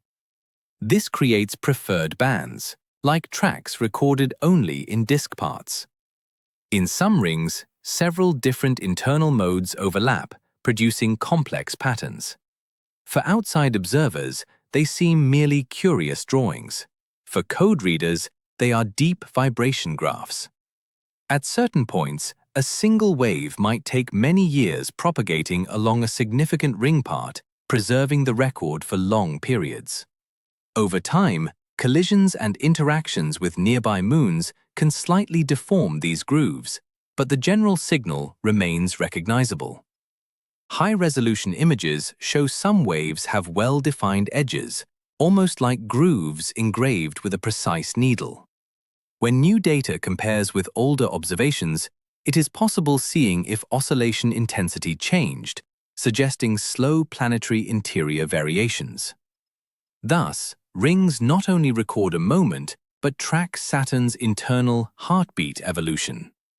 If you could fly over these regions at low altitude, you would see ring rise and fall in gentle waves, like frozen dunes on an ice beach. None of this would be visible to naked eye in human scale, but at hundreds of kilometers distances, the structure becomes clear. Each crest would be a particle concentration, each valley slightly emptier. From this viewpoint, rings would stop being a perfectly flat disk to reveal themselves as subtly undulating surface, shaped by a planet never completely at rest. These oscillations also help connect apparently separate phenomena. Giant atmospheric storms, rotation changes, and magnetic field variations might relate to the same internal processes generating normal modes. When everything is put together, a coherent image forms of Saturn's interior, as dynamic and stratified. What seems a tranquil giant from outside, inside vibrates in varied frequencies, and rings are the paper where these vibrations draw themselves. Ultimately, this seismic reading of rings shows how delicate structures can reveal deep forces. A small gravitational shift in layers we will never see directly appears in visible waves millions kilometers away. Understanding this mechanism makes clearer that rings are not merely scenic. They are scientific tools, linking invisible to visible. Once understanding rings' role as recorders, new curiosity arises. If even temperature can vary within this ice disk, might there be a climate of its own acting on these same rings? 18. The climate within the rings. Hot and cold zones on an ice disk. Have you ever thought of climate not on a planet, but on an entire ice ring? At first glance, Saturn's rings seem a homogeneous disk, always at the same freezing temperature. But observations in different wavelengths show they have warmer and colder regions, changing with solar illumination and Saturn's shadow. At certain times, temperature difference between an illuminated part and one freshly emerging from shadow can reach dozens of degrees. This creates a type of local climate, not with winds and clouds, but with thermal variations directly affecting ice particles. When rings are well illuminated, especially near solstice, ice particles absorb light and warm slightly. They can reach temperatures near -170 degrees Celsius, which, though seeming extreme, is significantly warmer than regions in deep shadow. When Saturn projects its shadow over rings for several hours, this same ice can cool rapidly, approaching -200 degrees Celsius. This abrupt change makes some surface ice sublime, transition directly from solid to gaseous state, and then refreeze on other particles. Thus, the grain surfaces themselves are reshaped by daily and seasonal thermal cycles. Larger particles heat and cool more slowly, while smaller ones respond quickly to variations. This means in the same region, different ice sizes experience distinct microclimates. The smallest can gain and lose ice layers more easily, altering roughness and brightness. In areas where Saturn's shadow remains long, ice tends to stay purer, with less dust residue. In frequently illuminated areas, heating process can enhance dark material presence mixed with ice. Ring density also influences climate. In very dense regions like B-ring parts, light penetrates less deeply, and particles shade each other. This creates a permanent night type between rings' lower layers, while upper surface receives more light. In thinner rings like C-ring, light passes more easily, heating isolated particles from all sides. This difference makes some rings globally warmer or colder despite equal Saturn distance. When Saturn's seasons change, sunlight angle over rings varies. Near equinox, light arrives almost sideways, traversing larger distances within the disk. This can warm certain regions previously staying more in shadow, while others receive less energy. It is like changing a lamp's angle over an object-filled table. New light and shadow patterns emerge. Observations over a complete Saturnian year show these thermal patterns shift, creating a sort of ring climate map. These temperature variations affect not just ice, but ring dynamics. In zones heating more, collisions might become slightly more energetic, easing large block breakage into smaller fragments. In colder regions, particles tend sticking more easily when they collide, forming temporary clusters. Over millions of years, this balance between breaking and clustering, mediated by temperature, helps define typical particle size in each ring. In other words, thermoclimate shapes ring grain size.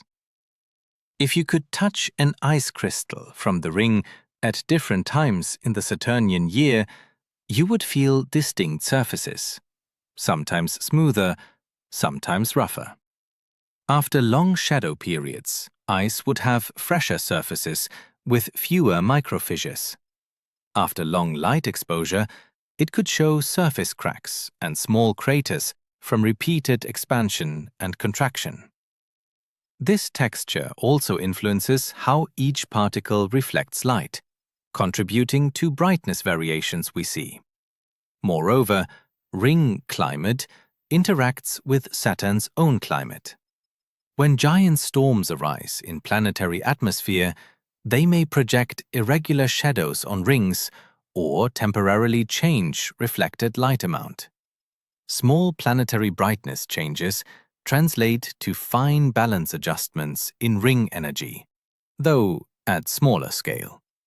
It is a constant light and shadow conversation between disk and central planet. Thinking of climate without air, without clouds, and without rain might seem strange. But in rings, temperature and light play the main role. Instead of cold fronts, there are extensive shadows. Instead of heat waves, there are periods of extra illumination in certain disk latitudes. The result is an environment far from static.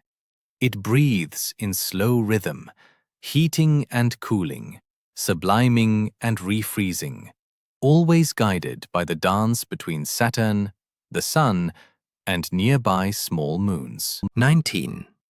How tiny particles create giant structures in the rings.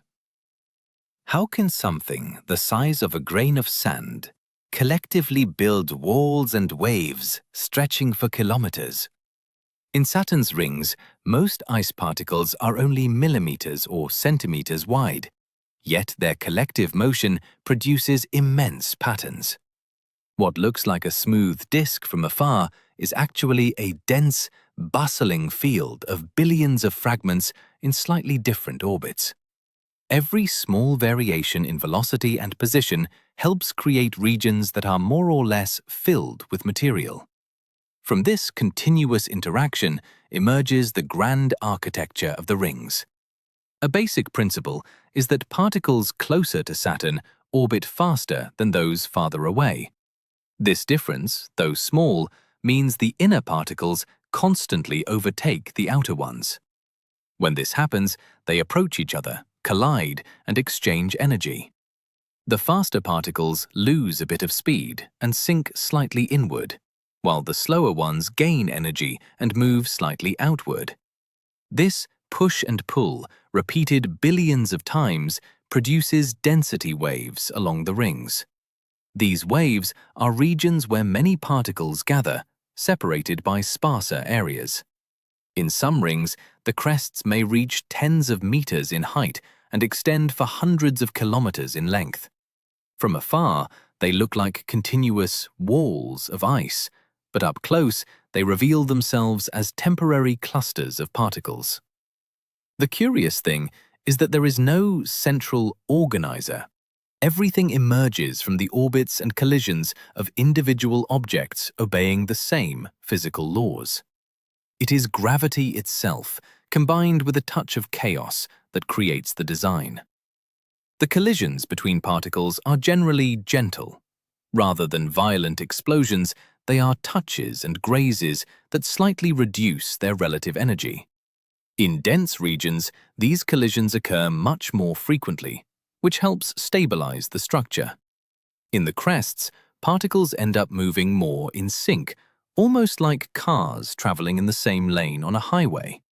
In the valleys, where encounters are rarer, the motion is more scattered and disorganized.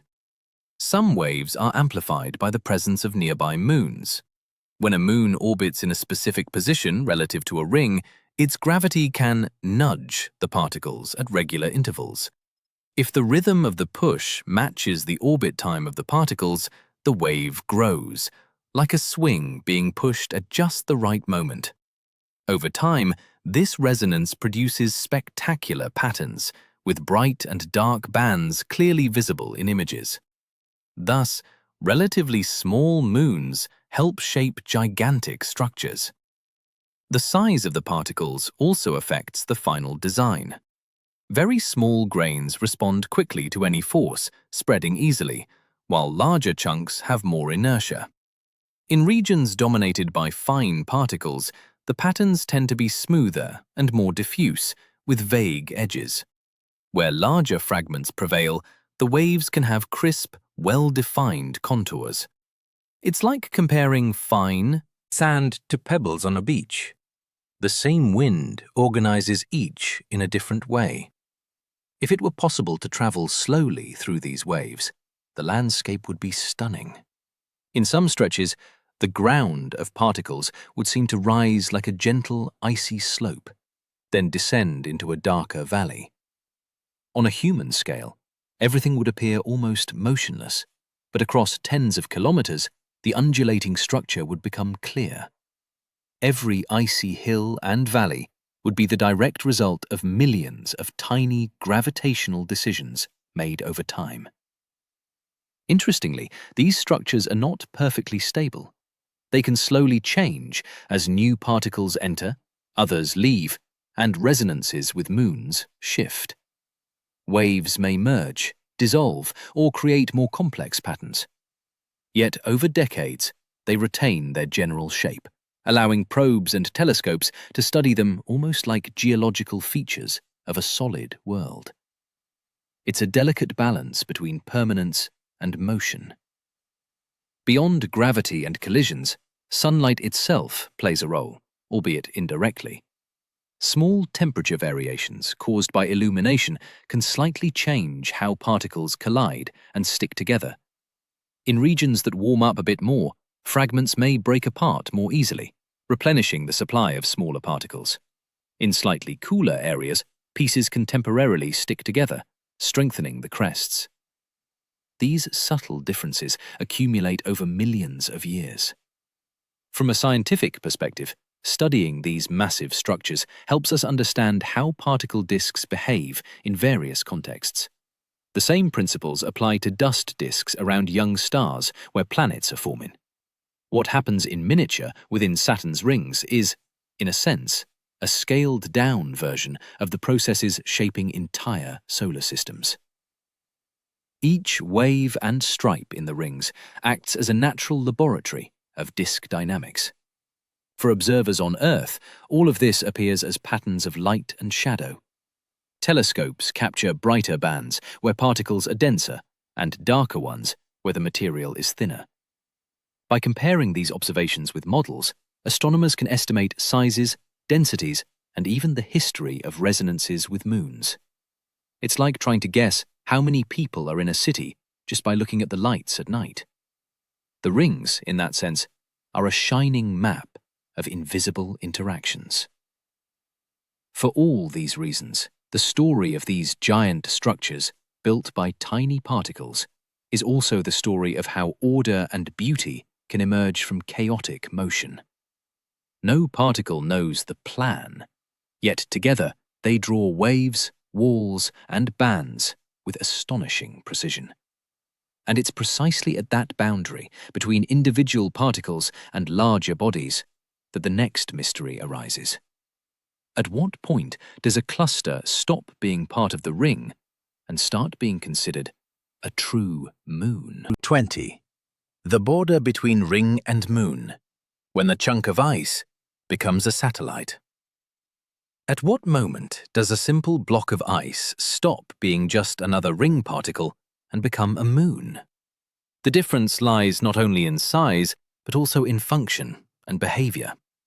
While small particles move collectively with the ring's flow, larger bodies begin to exert their own gravitational influence. They can deflect nearby orbits, open small gaps, and even trap material around them. When this happens, the object behaves more like a miniature satellite than an anonymous part of the disk. Moons like Pan and Daphnis are clear examples of this transition. They orbit within gaps inside Saturn's rings and have irregular, flattened shapes, giant icy stones molded by collisions. Pan, about 28 kilometers across, resides in the Encke gap, where its gravity creates ripples along the ring edges. Daphnis, smaller but similar, carves visible waves in its surrounding ring walls. These worlds likely formed when clumps of ring particles gradually stuck together until their combined gravity began reshaping their surroundings. Growth starts when small groups of particles share nearly identical orbits. Collision by collision, such clusters gain mass and compactness. With time, their gravity becomes strong enough to prevent new particles from escaping easily. Instead of rejoining the ring flow, they stick to the clump. If this continues for millions of years, a solid body several kilometers wide can emerge from the icy bundle. However, Saturn's tidal forces impose strict limits. The closer the material is to the planet, the stronger the gravitational pull stretching its near and far sides, trying to tear it apart. Beyond a certain distance, small bodies can resist and remain intact. Closer in, they're doomed to break apart and rejoin the ring debris. This threshold defines a natural boundary between formation and destruction, a kind of invisible frontier separating where moons can exist from where only rings can survive. Once a clump grows large enough to sculpt its neighborhood, its role changes. It begins to clear its orbital path, pushing nearby particles inward and outward. Gradually, this creates gaps that separate individual rings. What was once a continuous sheet of ice becomes a layered structure shaped partly by these small moonlets, local architects of the ring system. The line between ring and moon is therefore a zone of transition, not a clear line. On one side lie clusters still locked to the flow, on the other, free bodies shaping their environment. Some objects even alternate between states, gaining mass through mild collisions, losing it through stronger impacts. The entire system is constantly negotiating with itself. This dynamism reveals that Saturn's rings and moons belong to one interconnected ecosystem. A moon destroyed in the past may have built today's rings. A dense band of rings today might one day spawn new moons. In geological timescales, the roles of solid and diffuse matter shift endlessly. Up close, one of these borderline objects would appear peculiar.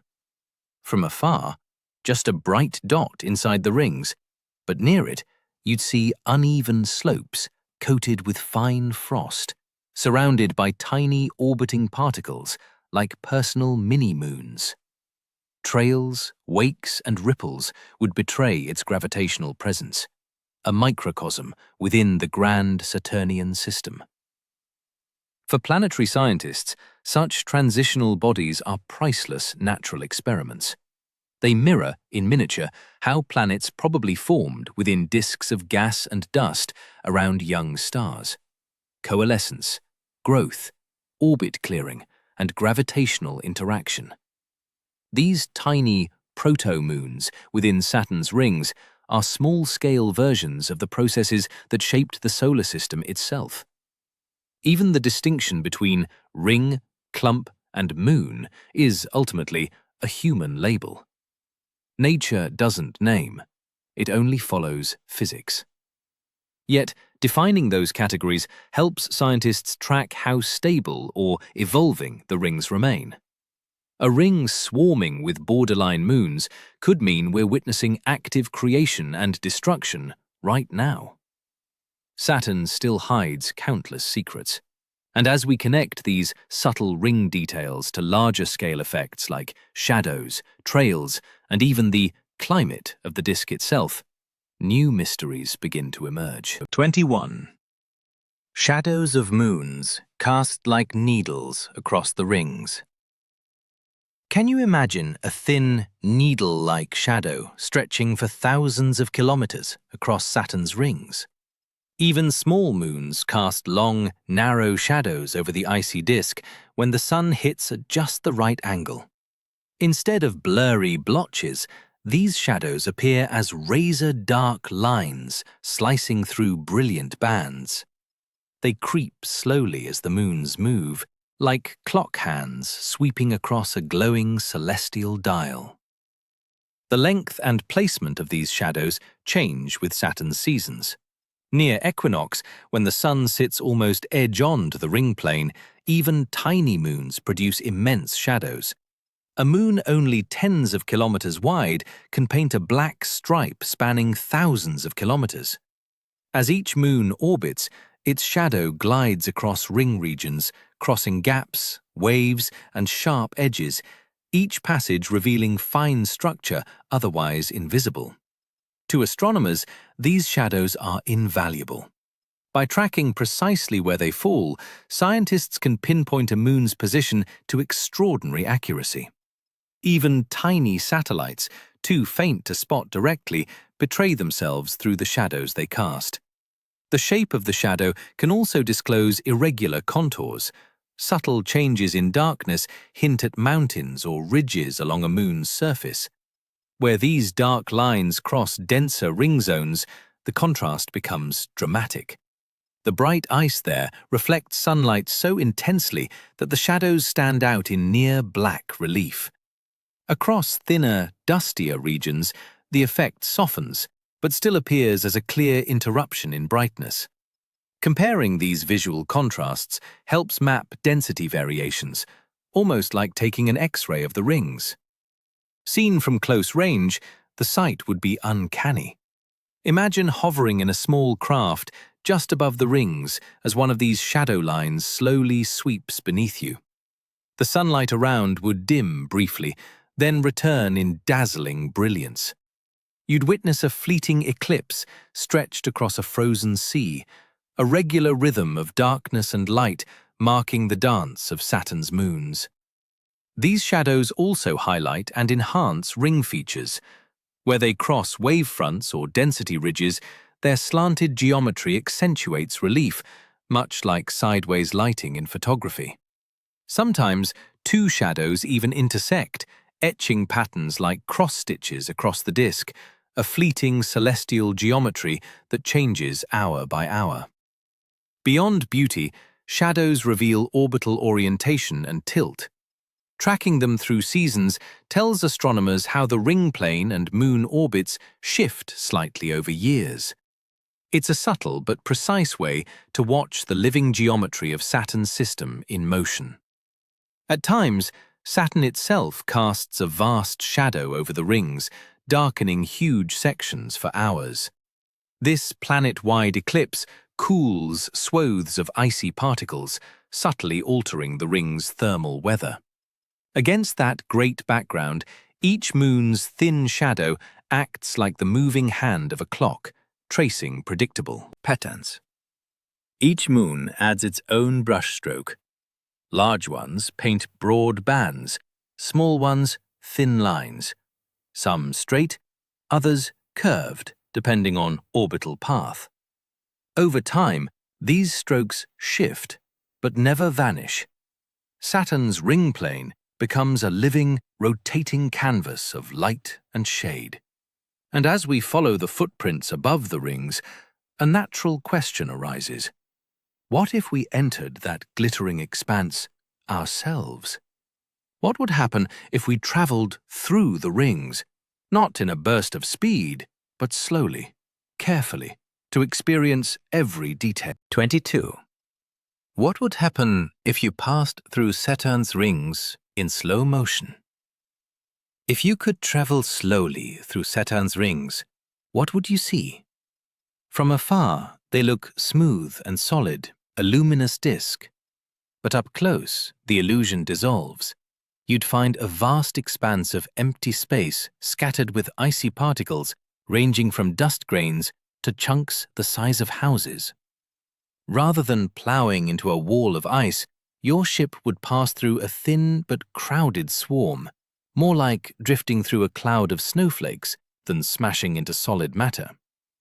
In slow motion, every fragment would stand out, isolated crystals glinting nearby, clusters of smaller shards twirling around each other, the occasional boulder sliding past. All move in similar orbits, so relative speeds would be modest, at least if you matched the average orbital velocity. Still, tiny differences could bring close encounters, forcing gentle course corrections to avoid collisions. The lighting would be breathtaking. Sunlight would splinter off billions of ice surfaces, scattering glittering reflections in every direction. In dense regions, it might look like swimming inside a luminous mist of snow. In sparse sectors, it would resemble drifting through a field of stars. Passing through Saturn's shadow would change everything at once. The light dimming, the reflections fading into a silvery twilight corridor before brightening again as you re-emerged.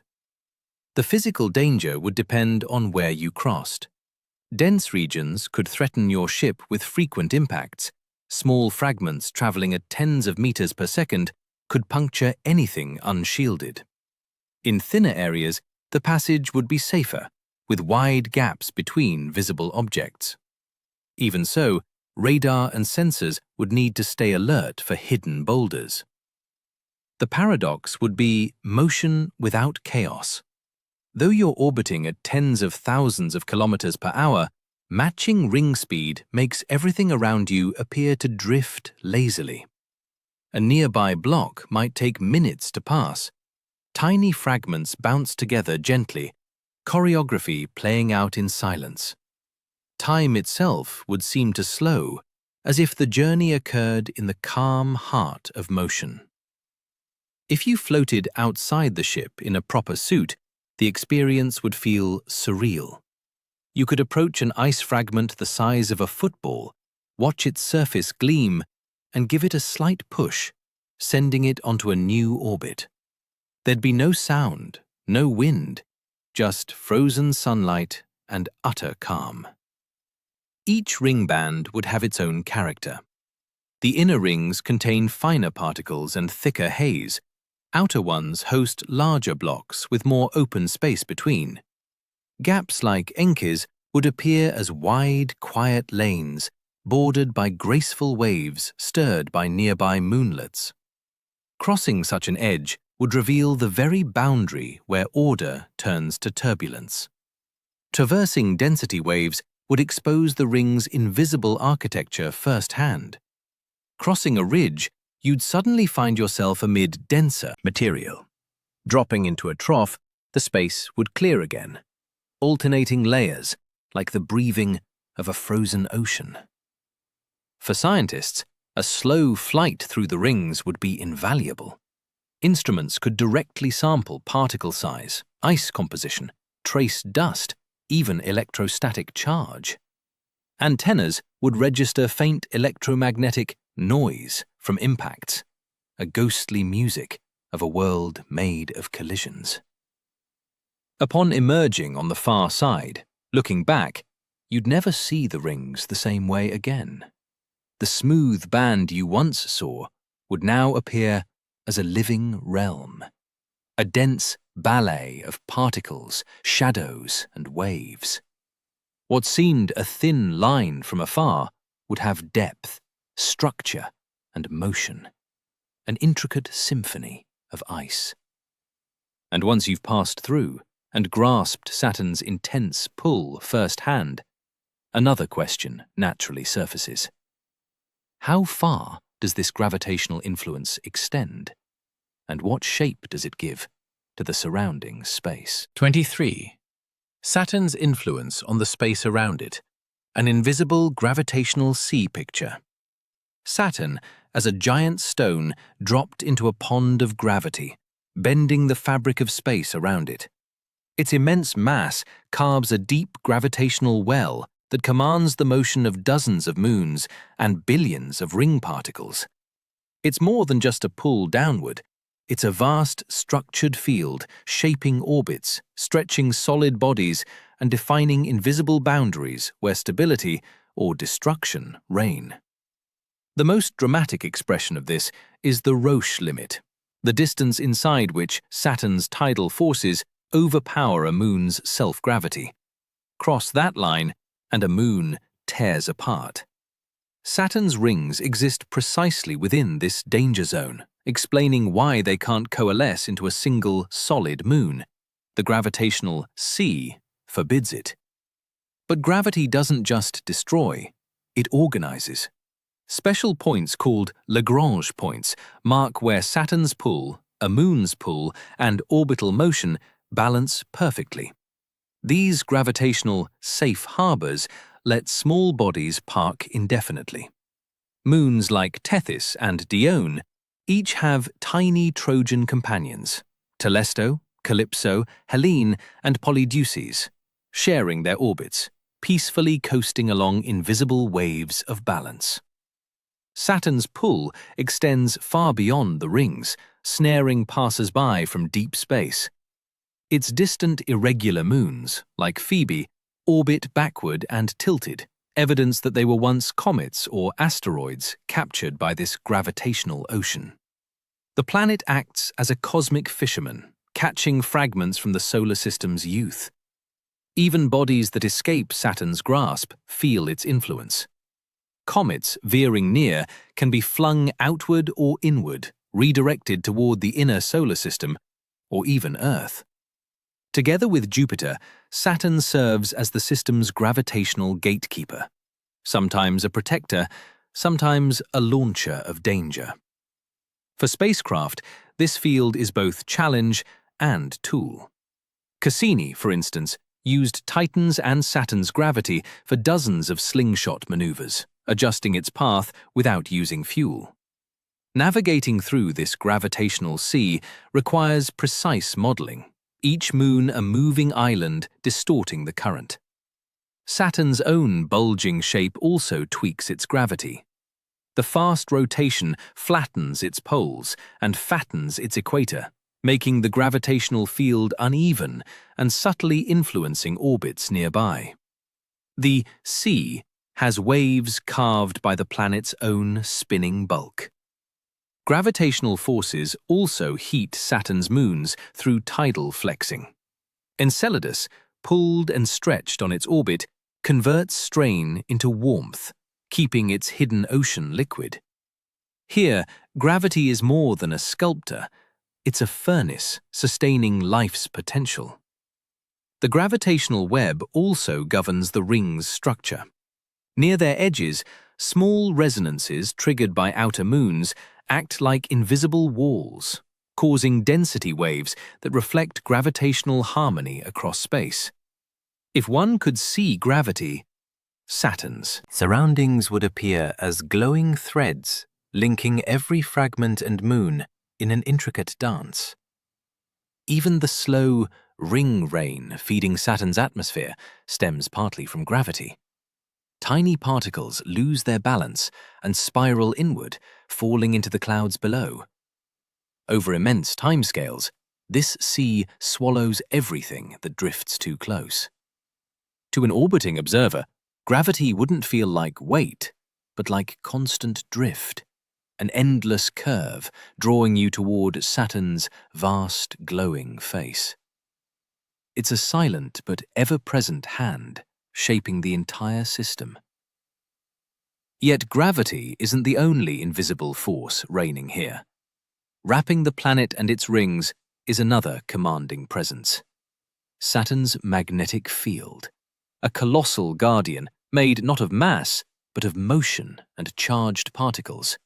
A protector, a sculptor, and sometimes a destroyer. 24. Saturn's magnetic field, the silent guardian of the rings. What if an invisible shield protected Saturn's rings from the harsh particles streaming through space? Saturn's powerful magnetic field, generated by the motion of metallic hydrogen deep inside, creates a vast magnetic bubble, or magnetosphere, deflecting the deadly solar wind. For the rings and moons, life inside this bubble means both shelter and exposure to electromagnetic currents, plasma flows, and dazzling auroras. Uniquely, Saturn's magnetic axis is nearly perfectly aligned with its rotational axis. On Earth and Jupiter, magnetic poles are tilted, making the field wobble as the planet spins. Saturn's near symmetry puzzled scientists for decades. Classic dynamo theory predicts some tilt is needed to sustain such a field. This perfect alignment challenges theories and complicates measuring the planet's rotation using magnetism alone. Within this magnetosphere, Saturn's rings are not passive. They interact. Sunlight strips electrons from icy grains, leaving them weakly charged.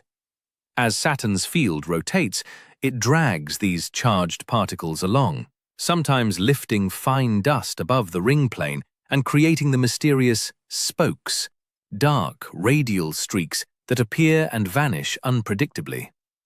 Magnetism acts like a ghost wind sculpting the ice. The magnetosphere also traps plasma. Gas ejected by moons, especially Enceladus's geysers, is ionized and swept into magnetic orbits, forming a vast torus of charged gas circling the planet. The rings, orbiting within or near this region, act like giant sponges, soaking up radiation and reducing the overall intensity inside the magnetosphere. Without them, Saturn's radiation belts might be far harsher. But this protection comes with a cost. The magnetic field channels ionized water from the rings down into Saturn's atmosphere in a process called ring rain. Magnetic lines act like wires, funneling material planetward where it eventually vaporizes. Tons of water fall into Saturn each day through this invisible connection, a slow electromagnetic erosion that may one day erase the rings entirely. Moons orbiting within this magnetosphere, such as Titan, experience shifting environments. When Titan is inside the magnetic bubble, it's shielded from solar wind but bombarded by trapped plasma. Outside it, it faces the sun directly. This alternating protection shapes Titan's upper atmosphere and its complex chemistry. Another example of how Saturn's magnetism breathes life and change into its system. The planet's poles glow with colossal auroras, rings of ultraviolet and visible light where charged particles crash into thin gases. Larger than Earth itself, these shimmering ovals rotate with the planet's field and flare brighter during solar storms. They're Saturn's luminous crown, the visible face of its invisible shield. The same magnetic interactions produce intense radio emissions, the Saturn kilometric radiation, SKR. These signals, picked up by distant spacecraft long before they arrive, are Saturn's electromagnetic voice, pulsating with the rhythms of both planetary rotation and solar activity. For a spacecraft, crossing the magnetosphere would be like diving into a stormy sea. Shock fronts, plasma turbulence, and fluctuating fields challenge instruments and navigation. The same field that guards Saturn's icy treasures is a hostile ocean to electronics, a guardian and a threat rolled into one. At microscopic scales, electric charges can even alter how ring particles clump together or repel. In dense regions, electrostatic forces compete with gravity, creating unexpected local structures. Magnetism adds yet another dimension of complexity to the ring system's architecture. If visible to human eyes from Earth, Saturn's magnetosphere would appear larger than the Moon in our sky, a pulsating, unseen halo.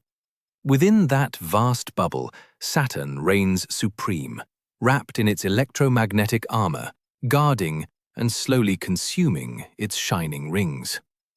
And yet, even with such protection, Saturn's own atmosphere remains turbulent and wild, home to storms fierce enough to reach beyond the planet's clouds and leave lasting scars upon the rings themselves. 25. How storms on Saturn leave scars on the rings. Would you imagine that a storm in Saturn's atmosphere could leave marks on its rings thousands of kilometers away? It sounds impossible, but space probes have confirmed that the planet's violent weather does indeed carve scars into its icy disk. When a superstorm forms in Saturn's clouds, it creates ripples in the planet's gravitational field. These waves propagate outward into space, traveling through the rings and leaving a physical record of their passage. It's as if the atmosphere, in motion, touched the rings and left its fingerprint behind. These scars appear as wavy patterns on the flat surface of the rings, called corrugations. They are vertical folds where ice particles are pushed above and below the main plane. A single storm can generate a sequence of waves that spread slowly over decades. The Cassini spacecraft, for example, observed ripples in the sea ring and traced their origin back to a massive storm in the 1980s. In this sense, the ring acts as a geological memory, recording events that happened long ago. The scale of these scars is astonishing. The waves may be only a few meters high, but they can stretch for tens of thousands of kilometers. As they move away from the point of origin, the distance between crests increases, much like ripples on a pond after a stone is thrown. By measuring this separation and the fold height, scientists can calculate when the storm occurred and even estimate its intensity. The rings thus become a tool for studying Saturn's historical meteorology. The mechanism involves the release of enormous energy by the storm. The convection motions, bubbles of hot gas rising rapidly, are so powerful that they disturb the mass distribution inside the planet. This disturbance creates gravitational waves that travel outward. When these waves reach the rings, they transfer part of their energy to ice particles, knocking them out of their flat orbits and making them oscillate vertically. The wave-like pattern is the visible result of this energy transfer. These scars aren't permanent, but they last a long time. Over centuries, collisions between ice particles and other gravitational interactions tend to smooth out the ripples, returning the ring to its flat shape. However, since massive storms occur every few decades on Saturn, new scars are always forming, while old ones gradually fade. The ring system is therefore a canvas constantly being redrawn by the planet's atmospheric activity. For someone orbiting near these corrugations, the appearance of the rings would change dramatically. Instead of a flat surface, they would see a succession of gentle icy hills and valleys, like a frozen sea caught mid-motion. Sunlight would reflect differently on these tilted surfaces, creating brightness patterns absent in undisturbed regions. It would be a visual proof that the rings and atmosphere are connected far more intimately than one might imagine. Beyond gravitational waves, There's another form of connection: lightning. Saturn's storms produce megabolts, electrical discharges thousands of times more powerful than those on Earth. These discharges emit intense radio waves that can ionize gas and dust near the rings. Scientists believe this charged material, interacting with Saturn's magnetic field, may be linked to the formation of the mysterious spokes, dark radial structures that appear and vanish across the rings. The spokes resemble the spokes of a bicycle wheel and form and dissipate within hours. They tend to appear more often during Saturn's stormy seasons, reinforcing their link to lightning. The idea is that fine dust particles are lifted above the ring plane by electrostatic forces, then dragged by the rotating magnetic field. In this case, the storm doesn't leave a physical scar, but a temporary magnetic mark. This interaction shows how interconnected Saturn's system is. The planet's weather doesn't stay confined within its atmosphere. It manifests in gravitational and electromagnetic phenomena that reach the rings. Every part of the system talks to another, exchanging energy and leaving visible signatures. What seems like a collection of separate bodies, planet, rings, moons, is actually a single complex ecosystem governed by intertwined forces. Viewing the rings as a historical record completely changes our perception. They are not only beautiful, but also informative. Every groove, wave, and brightness variation holds clues about Saturn's past, from comet impacts to the legacy of ancient storms. Learning to read these markings is like deciphering cosmic hieroglyphs, revealing a history that would otherwise remain lost forever. These storm scars remind us that even in an apparently orderly system, violent events leave lasting marks. And if these episodic storms can sculpt the rings so profoundly, what about the constant forces acting on them, such as the gravity of shepherd moons? That question leads directly to the precise and ceaseless dance at the ring's edges, where small moons maintain the balance of the entire system. 26. The synchronized dance between shepherd moons and ring edges.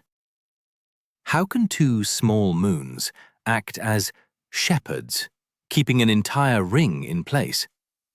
Along the edges of some of Saturn's thinnest rings, like the F ring, tiny moons such as Prometheus and Pandora orbit. They behave like gravitational guardians, preventing ice particles from spreading out into space. Their constant influence sculpts sharp, well-defined boundaries, turning what would be a diffuse cloud of debris into an organized structure. It's a perfectly synchronized cosmic dance, where the gravity of small bodies controls the shape of something immense. The mechanism works through the exchange of energy and momentum. The shepherd moon orbiting inside the ring moves slightly faster than the ring particles. As it passes them, its gravity pulls them forward, giving them a small energy boost. This push causes the particles to climb into slightly higher orbits, keeping them away from the inner edge. The moon, in turn, loses a bit of energy and drifts into a slightly lower orbit, maintaining equilibrium. It's a continuous process of sweeping material back into the ring. On the outer edge, the opposite occurs. The outer shepherd moon moves a bit slower than the ring particles at the boundary. As it passes by, its gravity tugs the particles backward, stealing a little of their energy. With less energy, the particles drop into lower orbits, being nudged back toward the ring. The moon itself gains that energy and moves slightly higher. Working together, the two moons act like gravitational tongs, trapping the ring material between them and ensuring the edges remain crisp. Saturn's F ring is the most famous and complex example of this dance.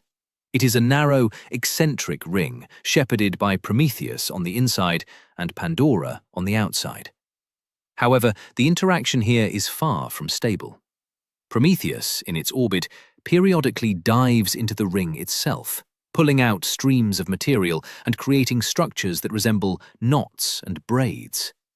It not only maintains the edge, but also disrupts it, generating patterns that change with each pass. It's a dance that is both creative and destructive at once. What's most impressive is the precision of this choreography. The masses and orbits of the shepherd moons must be tuned with remarkable accuracy for the ring to remain stable. If one moon were slightly more massive or orbited differently, the balance would break, and the ring might scatter or collapse completely. The fact that such systems persist for millions of years is evidence of how gravity can create order at incredibly precise scales. For a nearby observer, the passage of a shepherd moon would be a striking sight. You'd see a body only dozens of kilometers across drawing near, and as it passed, feel the particles around you being pulled toward it. Waves of density would ripple through the ring, like the wake of a boat moving through water. With each orbit, the same perturbation. Pattern would repeat, creating a constant rhythm in the ring's dynamics. It would feel like sensing the heartbeat of an invisible organizing force. This synchronized dance also explains why some rings are so narrow. Without the shepherd moons, the natural tendency of particles would be to spread out due to collisions and other interactions, forming a wider, more diffuse disk. The moon's gravitational influence confines the material into an extremely tight band, only a few hundred kilometers wide in some cases. They are the sculptors that give the rings their delicate, well-defined shape. The discovery of shepherd moons provided crucial confirmation for theories about ring dynamics. Before being observed directly by the Voyager spacecraft, their existence was predicted mathematically to explain why Uranus's rings had such sharp edges. When Voyager reached Saturn and found Prometheus and Pandora exactly where models predicted, it was a triumph for celestial mechanics. The dance was not just an idea, it was a proven phenomenon. The interaction is not entirely stable over long periods. Moons exchange energy with the rings and vice versa, meaning their orbits slowly evolve. Over millions of years, a shepherd moon may drift closer to or farther from the ring it governs. This implies that the appearance and structure of Saturn's rings today may differ significantly from what they were in the past and from what they'll become in the future. The dance continues, but the steps shift in slow motion. Studying this dynamic offers clues about how planetary systems organize themselves. The idea of planets shepherding asteroid belts or dust disks around other stars is an extension of the same principle. Saturn's rings serve as a laboratory in our own cosmic backyard, letting us witness firsthand a fundamental process in the formation and stabilization of orbital systems. Each orbit of a shepherd moon is a small lesson in how gravity shapes order. This precise connection between moons and rings reveals a system in active equilibrium, where constant forces maintain a fragile structure. And if this dance plays out with small, visible moons, what about the even more spectacular forces that come from within moons like Enceladus? That question sets the stage for the next phenomenon: jets of ice erupting from a tiny moon, shining like beacons in the dark of space. 27. Jets of ice as beacons in the dark. The breath of Enceladus. Could you see in the darkness of space a jet of ice shining like a distant beacon? From the south pole of Enceladus, a small moon of Saturn, plumes of water vapor and ice crystals erupt from fractures in the surface. These sprays stretch for hundreds of kilometers, reflecting sunlight against the black backdrop of space. The Cassini spacecraft discovered this astonishing phenomenon, revealing that the moon is not a dead block of ice, but an active world, with a subsurface ocean of liquid water hidden beneath its frozen crust. The plumes emerge from 4 major parallel fractures, nicknamed tiger stripes. These cracks are warmer than their surroundings, with temperatures indicating heat escaping from within. Water vapor and ice grains are expelled at speeds of hundreds of meters per second. As they reach space, much of the vapor freezes, forming tiny particles of pure ice that make up most of the visible plume. The rest disperses, feeding the environment around Saturn. The existence of these plumes proves that there is an internal energy source heating Enceladus. The tidal forces generated by Saturn's gravity stretch and flex the Moon, producing friction within its rocky core. This heat is enough to keep a layer of liquid water beneath the ice. In certain places, pressurized warm water finds pathways through cracks in the crust, vaporizing and exploding outward into the vacuum in powerful jets. The composition of the plumes provides valuable clues about the subsurface ocean. In addition to water, Cassini's instruments detected salts, silica, methane, and complex organic molecules. The presence of silica, in particular, indicates that hot water is in direct contact with rock, a setting similar to hydrothermal vents on the ocean floor of Earth. These vents are home to rich microbial ecosystems, making Enceladus's ocean one of the most promising places in the search for extraterrestrial life. The jets aren't constant. They vary in intensity depending on Enceladus's position in its orbit. When the Moon is farther from Saturn, the fractures seem to open wider, allowing more material to escape. This suggests that tidal stresses not only heat the interior, but also regulate the Moon's breathing, controlling the flow of plumes. The Moon seems to pulse, releasing its contents in a rhythm set by its dance with the giant planet. Some of the expelled material doesn't escape completely, but falls back onto the surface as a fine snow of icy crystals. Over millions of years, this steady snowfall has helped form the Moon's smooth, bright surface, especially around the South Pole. It's as if the Moon continuously coats itself in a fresh layer of its own inner material, hiding old impact craters and renewing its face. The terrain around the tiger stripes is geologically young. Most of the particles, however, are launched into orbit around Saturn, forming the vast and diffuse E-ring. This ring extends for hundreds of thousands of kilometers and is made almost entirely of material from Enceladus's plumes. It's a living ring, constantly replenished by the Moon's activity.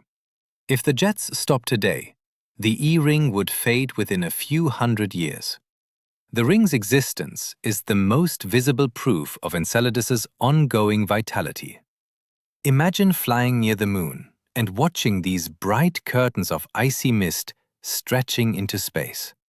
Sunlight reflecting off the crystals would create a ghostly spectacle, like frozen auroras.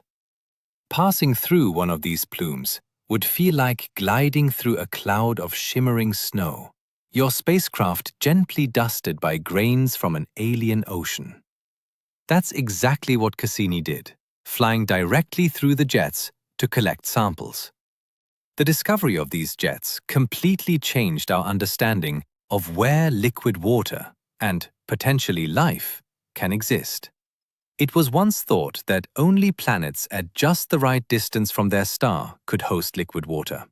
Enceladus showed that tidal heating can create habitable oases on icy, distant moons. This revelation expanded the range of places within our solar system and beyond, worth exploring for life.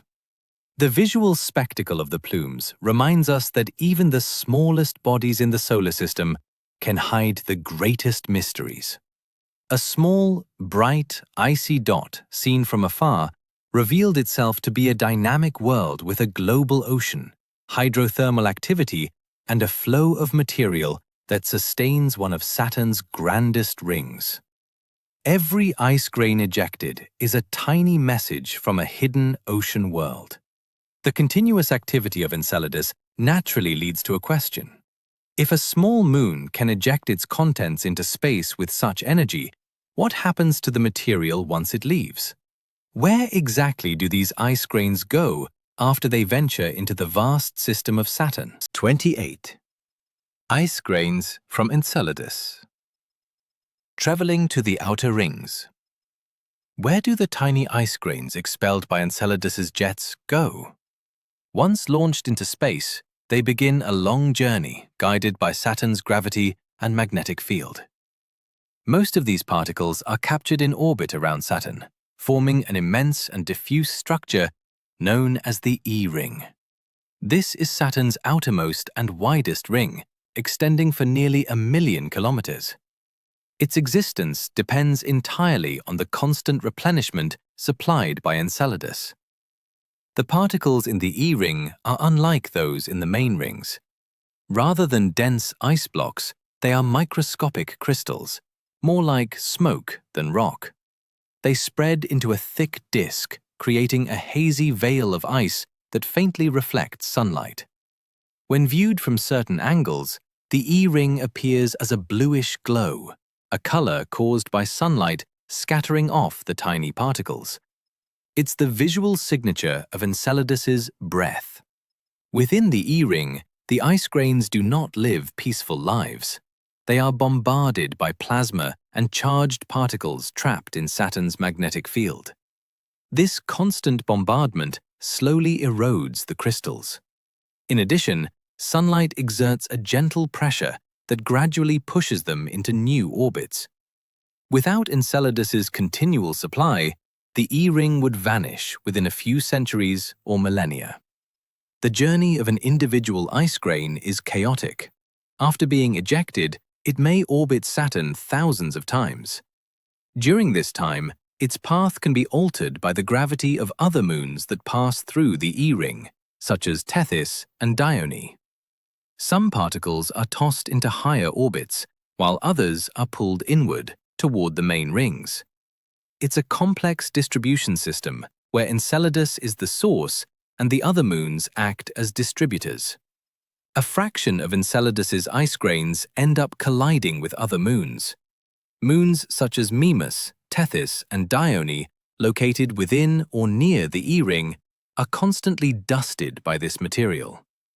This explains why their surfaces are so bright and coated in pure ice. They receive a steady layer of snow from Enceladus.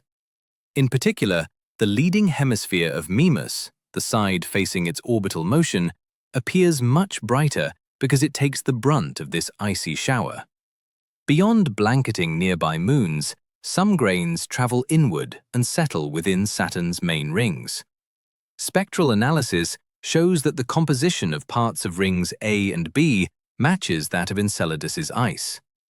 This means the small moon not only feeds its own ring, but also contributes material to the dense, iconic ones. It's like a river pouring into a vast lake, delivering fresh sediments that mix with the older ones. Saturn's magnetic field also plays an important role in this journey. As ice grains are exposed to sunlight, they can acquire slight electrical charges. Once charged, they begin interacting with the planet's magnetic field, following its lines of force. This can concentrate them in certain regions of the E-ring, or accelerate them toward Saturn's poles, where they may help generate auroras. Their voyage is thus both gravitational and electromagnetic. Imagine tracking a single ice crystal. Ejected from a crack in Enceladus, it shoots through space, joins the E-ring, orbits for centuries, perhaps collides softly with others, gets deflected by Tethys's gravity, and finally plunges into Saturn's upper atmosphere. Every grain has its own biography, a tiny story of travel through the Saturnian system. Multiplied by trillions, these stories form a grand cycle of matter, connecting one small icy moon to its entire planetary environment. Studying the distribution of these grains helps scientists understand the age and dynamics of Saturn's system. By measuring the E-ring's density in different regions, they can estimate how long Enceladus's jets have been active and how powerful they are. If the ring were denser, it would imply stronger or older jets. The current density suggests a stable balance lasting millions of years. though not necessarily since the formation of the solar system. The E-ring's presence also raises questions about other planetary systems. Gas giants orbiting distant stars might have similar diffuse rings, fed by geologically active moons. The discovery at Saturn provides a model for what astronomers might look for around exoplanets. A faint, extensive dust ring could be indirect evidence of an exo-Enceladus, complete with a subsurface ocean and potential for life. This transfer of material from one moon to the rings and other moons shows how interconnected Saturn's system truly is. Nothing remains isolated. Activity in one place spreads and influences bodies hundreds of thousands of kilometers away. Enceladus isn't merely leaking into space, it is actively painting and reshaping its neighbors with its own material. The journey of these ice grains perfectly illustrates how seemingly small processes can have planetary-scale consequences.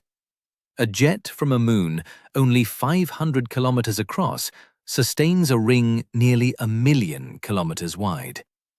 This interaction between moon and rings finds a fascinating counterpart in Titan, another of Saturn's worlds, where an entirely different cycle of methane rivers and lakes sculpts an alien landscape of its own. 29. Titan as a mirror world. Rivers of methane instead of water. Can you imagine a world where rivers, lakes and rain exist, but instead of water, everything is liquid methane? On Titan, Saturn's largest moon, the temperature of around -180 degrees Celsius is so low that methane behaves like water does on Earth. It evaporates, forms clouds, condenses, and falls as rain. The landscape is sculpted by this exotic cycle, creating valleys, channels, and basins filled with hydrocarbons. It's like looking at a distant mirror of Earth, familiar in form, but strange in substance. The Cassini and Huygens missions revealed that Titan has networks of channels converging into polar seas of methane and ethane. Radar images showed dry riverbeds, deltas, and well-defined coastlines. Some seas, like Kraken Mare and Ligeia Mare, span hundreds of kilometers.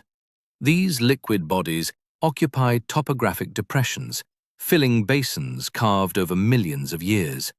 The overall appearance closely resembles terrestrial coastlines, but the water is a flammable hydrocarbon at our temperatures. At mid-latitudes, Titan's surface is dominated by vast fields of dark dunes. These dunes are made of solid organic grains, complex sand, formed by atmospheric chemistry and steady deposition. Cold but persistent winds sweep this material into long, parallel ridges. Between the dunes lie ancient methane channels, evidence that stronger rains once shaped the landscape. Today, many of these systems lie dry, waiting for future stormy seasons. Titan's methane cycle works much like Earth's water cycle. Liquid evaporates from the polar seas, moves through the atmosphere, condenses into thick clouds, and falls as rain. Observations have captured powerful storms spanning large regions and producing rainfall strong enough to reshape the surface.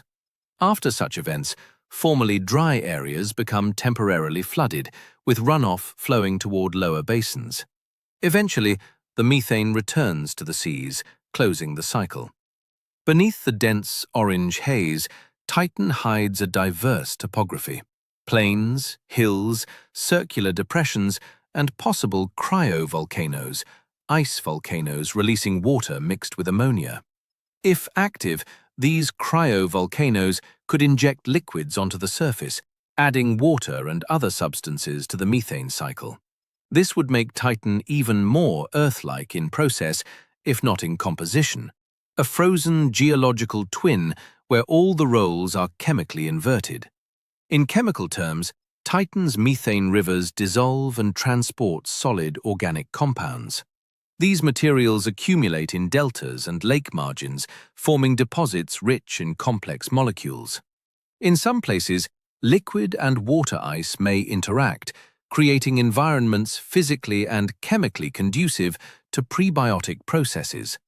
It's not liquid water, but it's active chemistry, a natural laboratory for hydrocarbons on planetary scale. If you could pilot a boat across one of Titan's seas, the experience would be unforgettable. Lower gravity and methane's density would make the boat remarkably stable. Waves would be slow and gentle, cushioned by the thick atmosphere that muffles wind. The sky would glow orange and hazy, with few sharp shadows. Around you, dark organic shores would replace sandy beaches. The scene would feel like a dream, at once familiar and wildly alien. From a planetary science perspective, Titan shows how Earth-like processes can occur with entirely different ingredients. There, water's role is played by methane, rock's role is taken by frozen water, and dust consists of organic molecules. This rearrangement suggests that many worlds might host similar fluid cycles using other liquids like ethane, ammonia, or even exotic solvents. Earth may not be the only solution to planetary dynamism. Titan's network of rivers and seas also illuminates Earth's early past. Long before complex life arose, our planet's atmosphere might have been rich in methane and organic compounds, not unlike Titan's today. Studying this distant moon lets us peek into our own primitive past, like examining a living fossil of prebiotic conditions that may have given birth to life. At the same time, Titan challenges our idea of what habitability means. There, water is frozen solid as rock, but a full-fledged liquid cycle operates. Even if life as we know it cannot exist in methane, complex chemical interactions surely occur. Over long timescales, they might yield increasingly sophisticated molecules. Titan stretches our imagination about where interesting chemistry, and perhaps biology, might take root. This vision of Titan as a mirror world, with rivers of methane instead of water, sets the stage for another fascinating aspect. If there are lakes, seas, and rain, then there must also be evaporation, clouds, and circulation.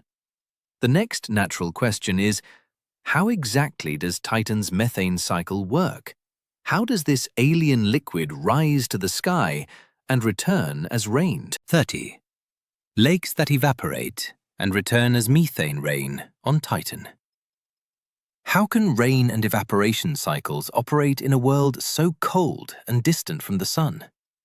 On Titan, liquid methane in lakes and seas absorbs faint warmth from sunlight and the moon's internal heat. Even at -180 degrees Celsius, this energy is enough to make some methane evaporate. The molecules rise through the atmosphere, mixing with nitrogen and other hydrocarbons. Higher up, cooling causes methane to condense into dense clouds. These clouds aren't evenly scattered. Observations show that, depending on the season, they cluster around the equator or the poles. This migration follows Titan's long years, driven by Saturn's slow orbit. When one region receives more sunlight for years at a time, more methane evaporates from its lakes, forming local clouds. As seasons shift, this pattern moves, like a very slow version of Earth's tropical rain belt. When clouds grow thick enough, gravity overcomes atmospheric lift, and methane rain begins to fall. The droplets, larger than raindrops on Earth, descend slowly through Titan's dense air. Despite their leisurely fall, they hit the ground with enough energy to sculpt the landscape. During large storms, downpours carve channels and refill dry basins, leaving behind new riverbeds and erosion patterns. Between major storms come long, quiet stretches.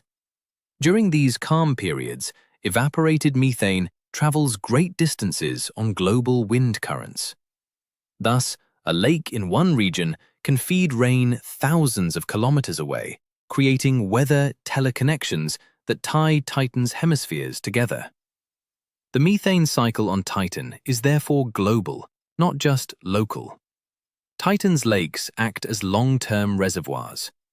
The northern hemisphere, for instance, holds far more lakes and seas than the south, suggesting past climate variations favored methane accumulation there. Subtle changes in Saturn's orbit and Titan's tilt might reverse this imbalance over tens of thousands of years, shifting methane stores between hemispheres, hydrocarbon equivalents of Earth's ice age cycles. As lakes partially evaporate, their levels drop, leaving visible shorelines. Radar images reveal fossil beaches encircling Titan's seas, evidence of changing methane levels over time. These tides are not driven by gravity alone, but by a combination of rainfall, evaporation, and infiltration into Titan's porous crust of water ice and organics.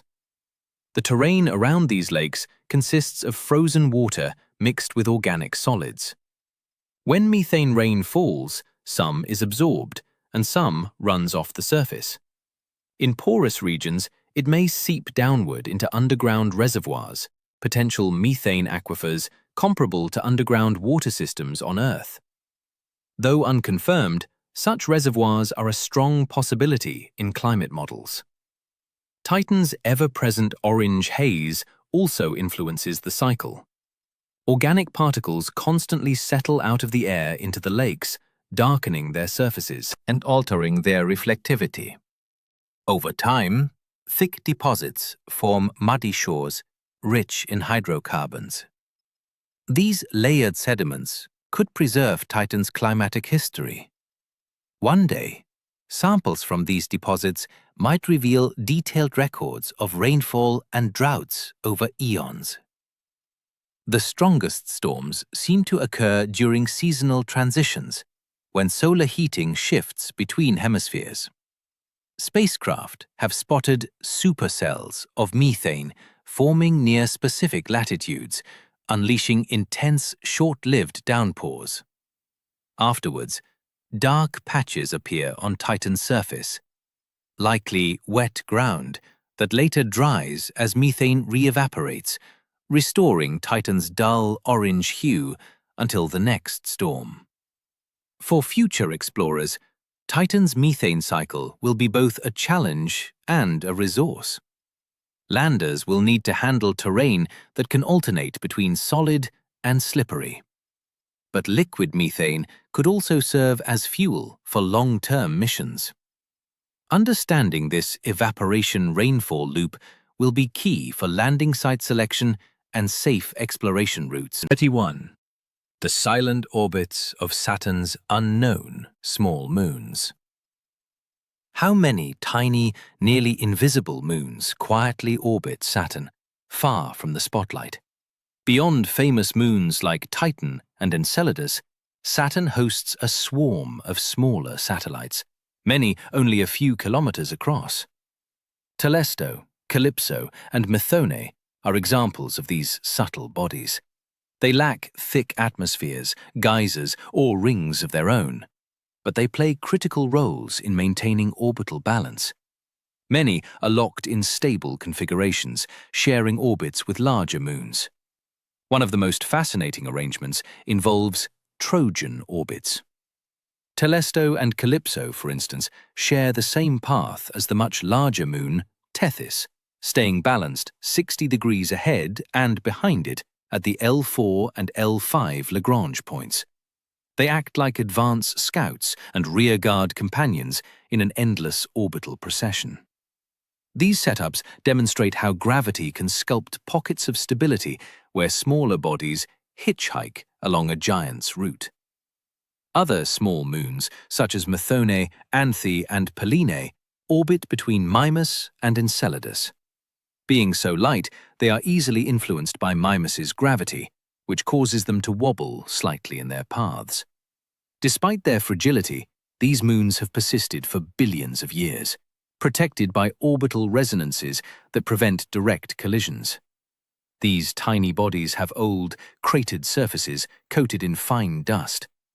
Without internal geological activity to refresh them, they preserve Saturn's impact history remarkably well.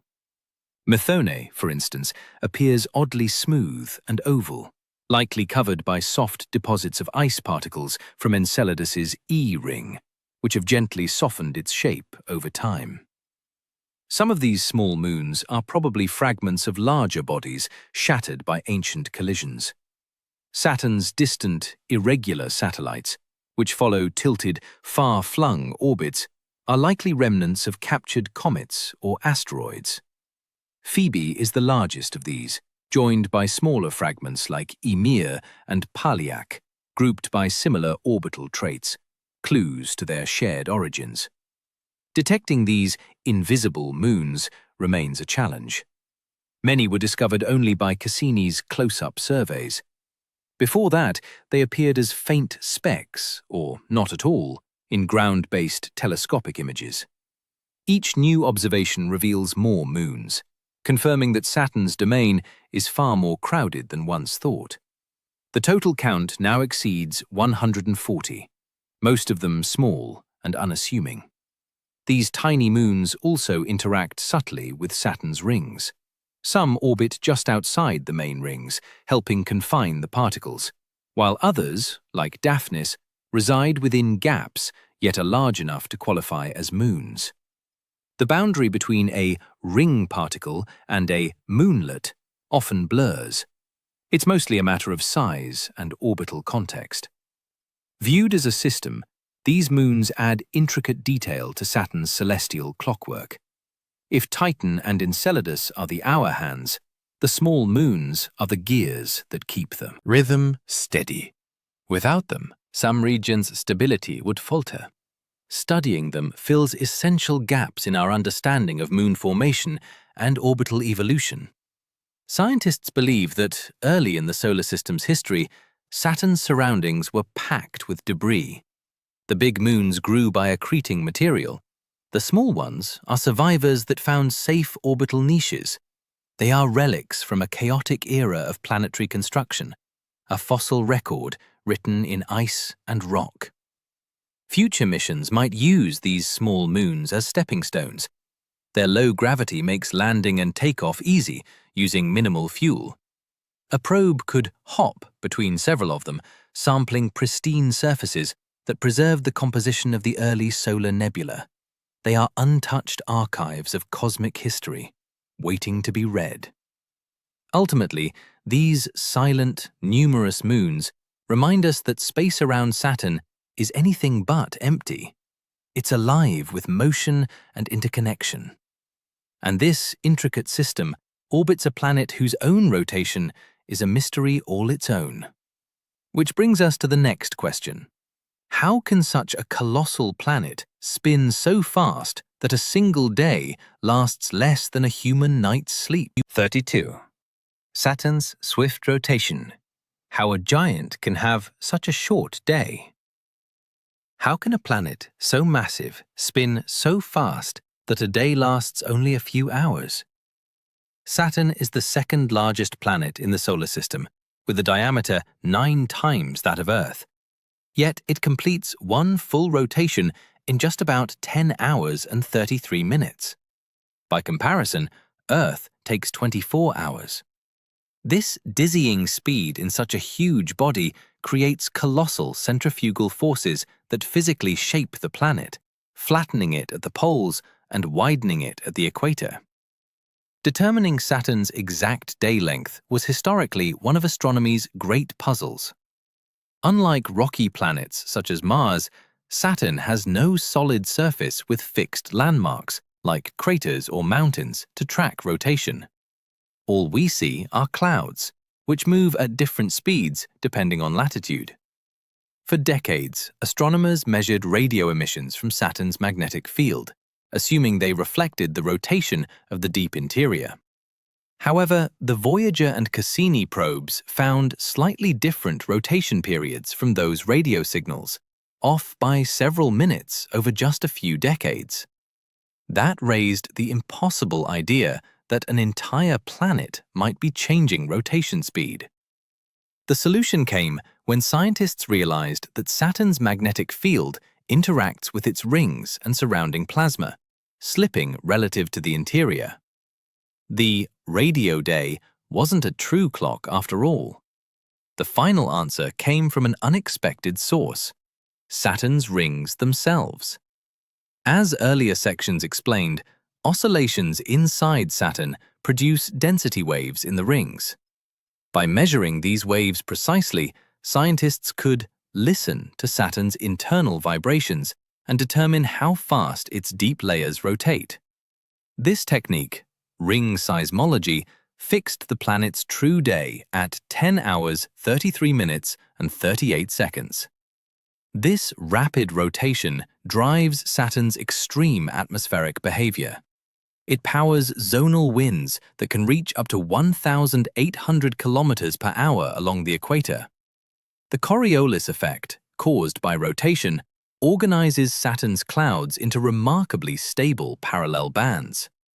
Without this furious spin, the atmosphere would look much more chaotic and less structured. The planet's speed is literally the engine of its order. Saturn's flattening is so pronounced that even small telescopes on Earth can see it. Its equatorial diameter is about 10% larger than its polar diameter. If a basketball spun that rapidly relative to its size, it would fly apart. Only Saturn's immense gravity holds it together against the outward-throwing force of rotation, a dynamic balance between pull and release. The rapid spin also affects the magnetic field. Saturn's internal dynamo likely arises from electrical currents in layers of metallic hydrogen deep inside.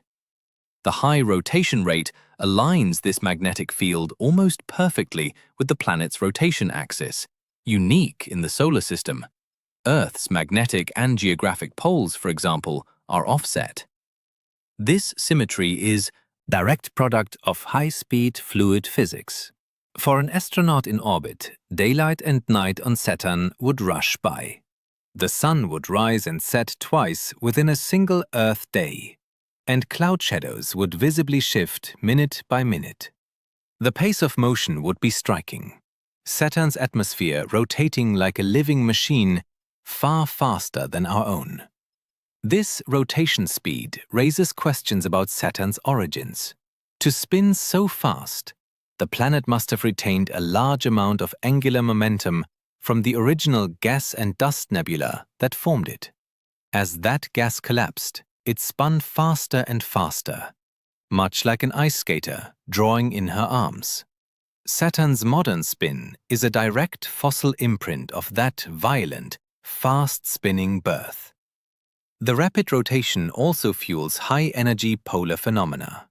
The combination of fierce magnetic fields, rotating plasma, and solar wind gives rise to Saturn's breathtaking auroras. Vast, luminous ovals at the poles. These are not just beautiful. They're physical signatures of how a spinning giant turns raw motion into light. And it's to those dancing polar lights that we turn next. 33. The aurora of Saturn. Polar lights in a world of rings. Did you know Saturn has auroras too, on a scale that defies imagination? At its poles, curtains of light shimmer across regions larger than Earth itself. Unlike our planet's green oxygen glow, Saturn's auroras shine powerfully in ultraviolet, visible only to specialized instruments. They form giant luminous rings encircling the poles, rotating in sync with the planet's vast magnetic field. Their engine is the violent interplay between the solar wind and Saturn's rapid rotation. On Earth, auroras mostly depend on solar storms. On Saturn, the planet generates much of the needed energy itself. Its magnetic field, spinning at extreme speed, drags a sea of charged particles, plasma, with it. When this plasma slams into the hydrogen-rich atmosphere near the poles, it triggers massive electrical discharges that blaze for days on end. A fascinating feature of Saturn's auroras is that some bear the footprints of its moons. Active satellites like Enceladus inject huge amounts of charged material into Saturn's magnetic environment. That material follows invisible magnetic lines toward the poles, producing localized glowing spots within the main auroral ring, a visible electric connection between planet and moon. It's as if each moon leaves its personal signature in Saturn's polar sky. These lights are far from silent. They sing in radio frequencies. The energy released generates Saturn kilometric radiation, SKR, eerie bursts ranging from whistles to deep static roars. Voyager and Cassini relied on these signals to estimate Saturn's rotation, though their variability made this difficult. The auroral voice of Saturn is one of the loudest radio emissions in the solar system. Auroral patterns shift with changes in the solar wind. During powerful solar bursts, Saturn's luminous rings tighten and brighten, forming spirals that curl toward the poles. During calm periods, they spread out and fade. By monitoring these shifts, scientists effectively track Saturn's space weather without dispatching probes everywhere at once. Interestingly, the northern and southern auroras don't always behave symmetrically. Saturn's uniquely aligned magnetic field should make them mirror images, yet seasonal sunlight differences cause variations. During one hemisphere's long winter night, the auroras flicker differently than those in continuous summer daylight, evidence of deep coupling between neutral atmosphere and magnetosphere. If you could see in ultraviolet and hover above the pole, the view would be mesmerizing.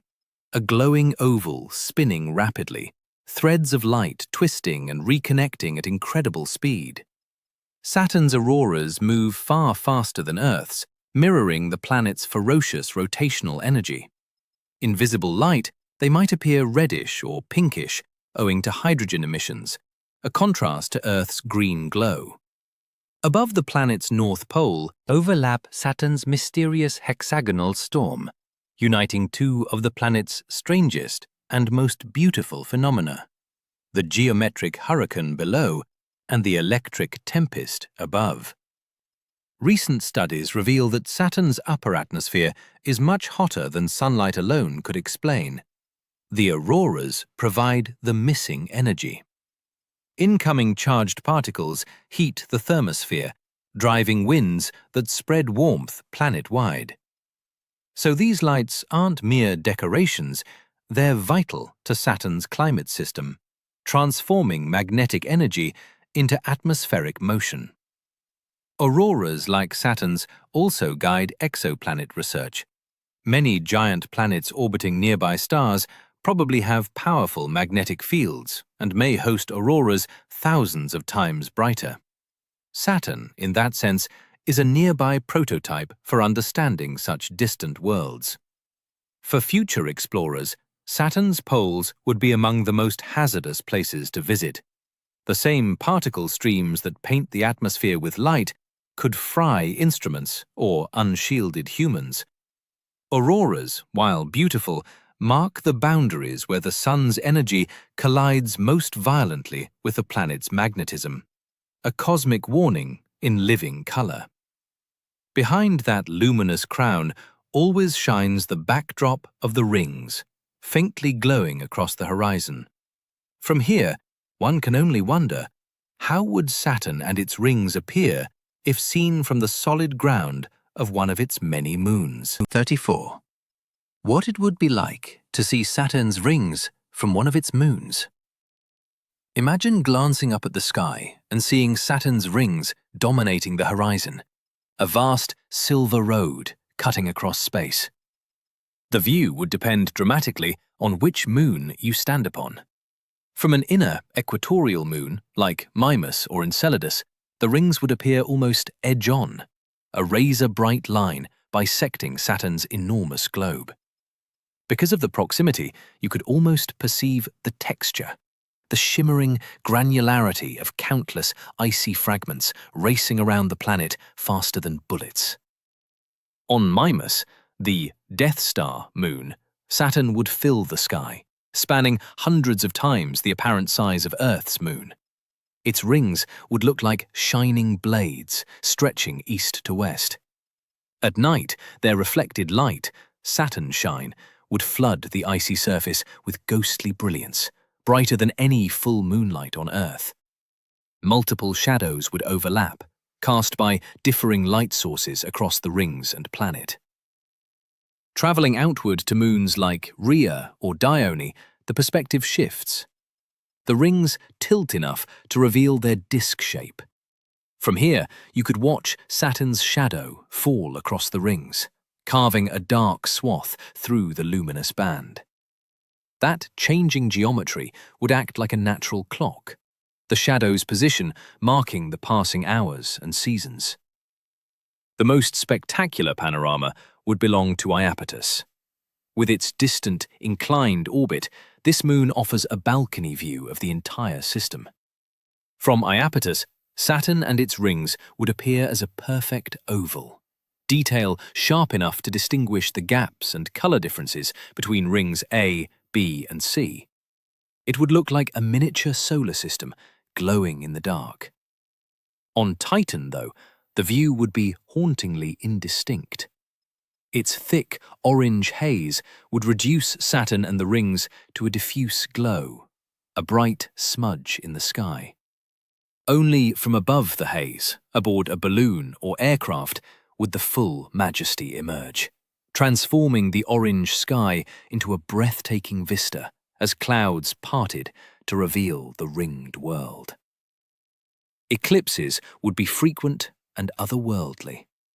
Because the moons orbit in the ring plane, the Sun often passes behind Saturn or is veiled by the rings themselves. When blocked by the dense B ring, daylight would dim into eerie twilight.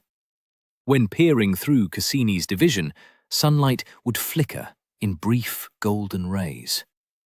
A day on such a moon would be marked by alternating waves of light and shadow, pulsing with the sun's journey across the rings.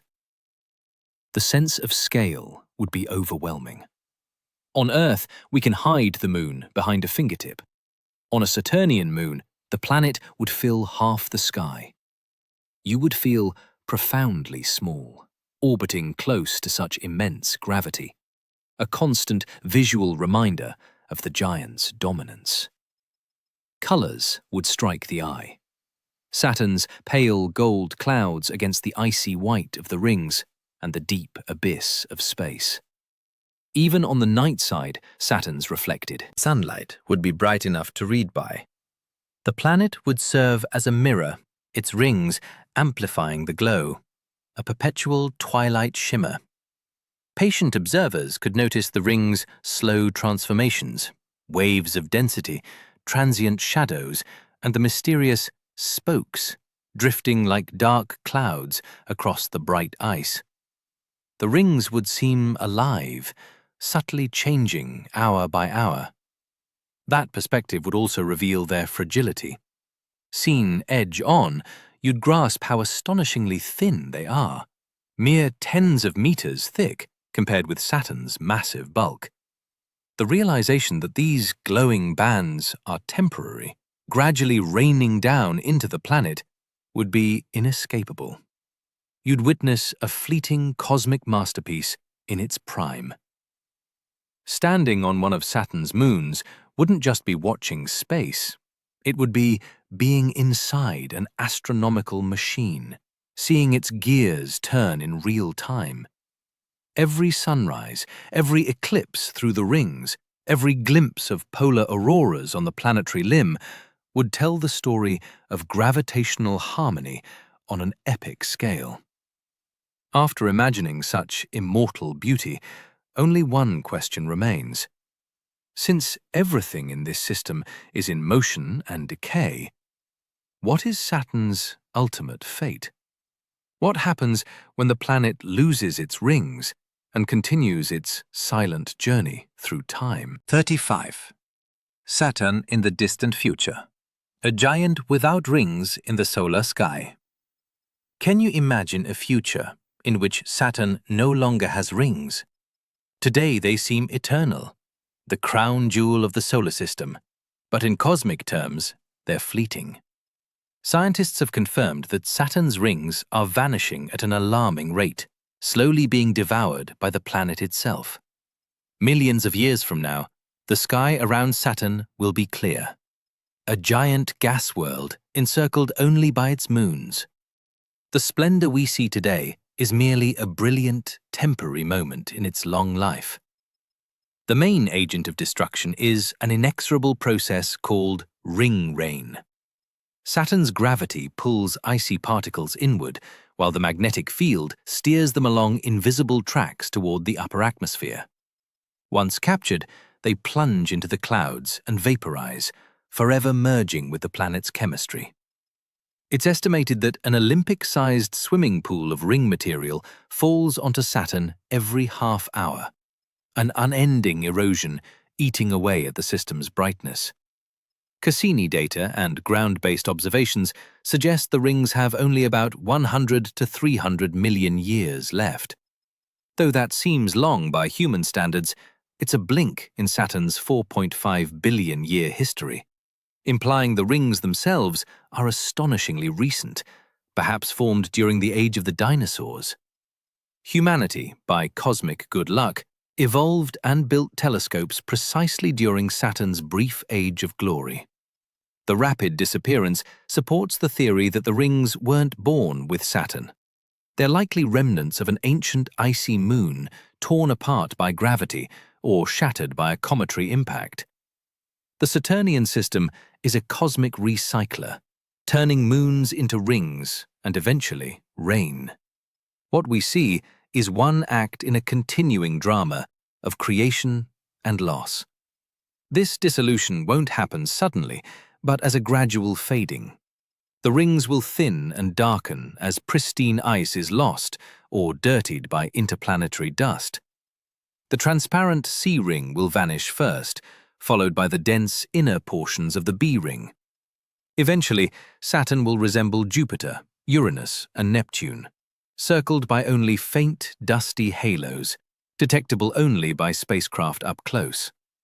Even with icy contributions from Enceladus, its geysers can't replace the massive losses of the main rings. The E ring will persist as long as the moon remains active, but the thick, gleaming A and B rings have no sustainable replenishment. As they fade, the shepherd moons will lose their purpose and may ultimately spiral away or be consumed by the planet's tides. The ring rain already affects Saturn's upper atmosphere, altering its chemistry and heating patterns.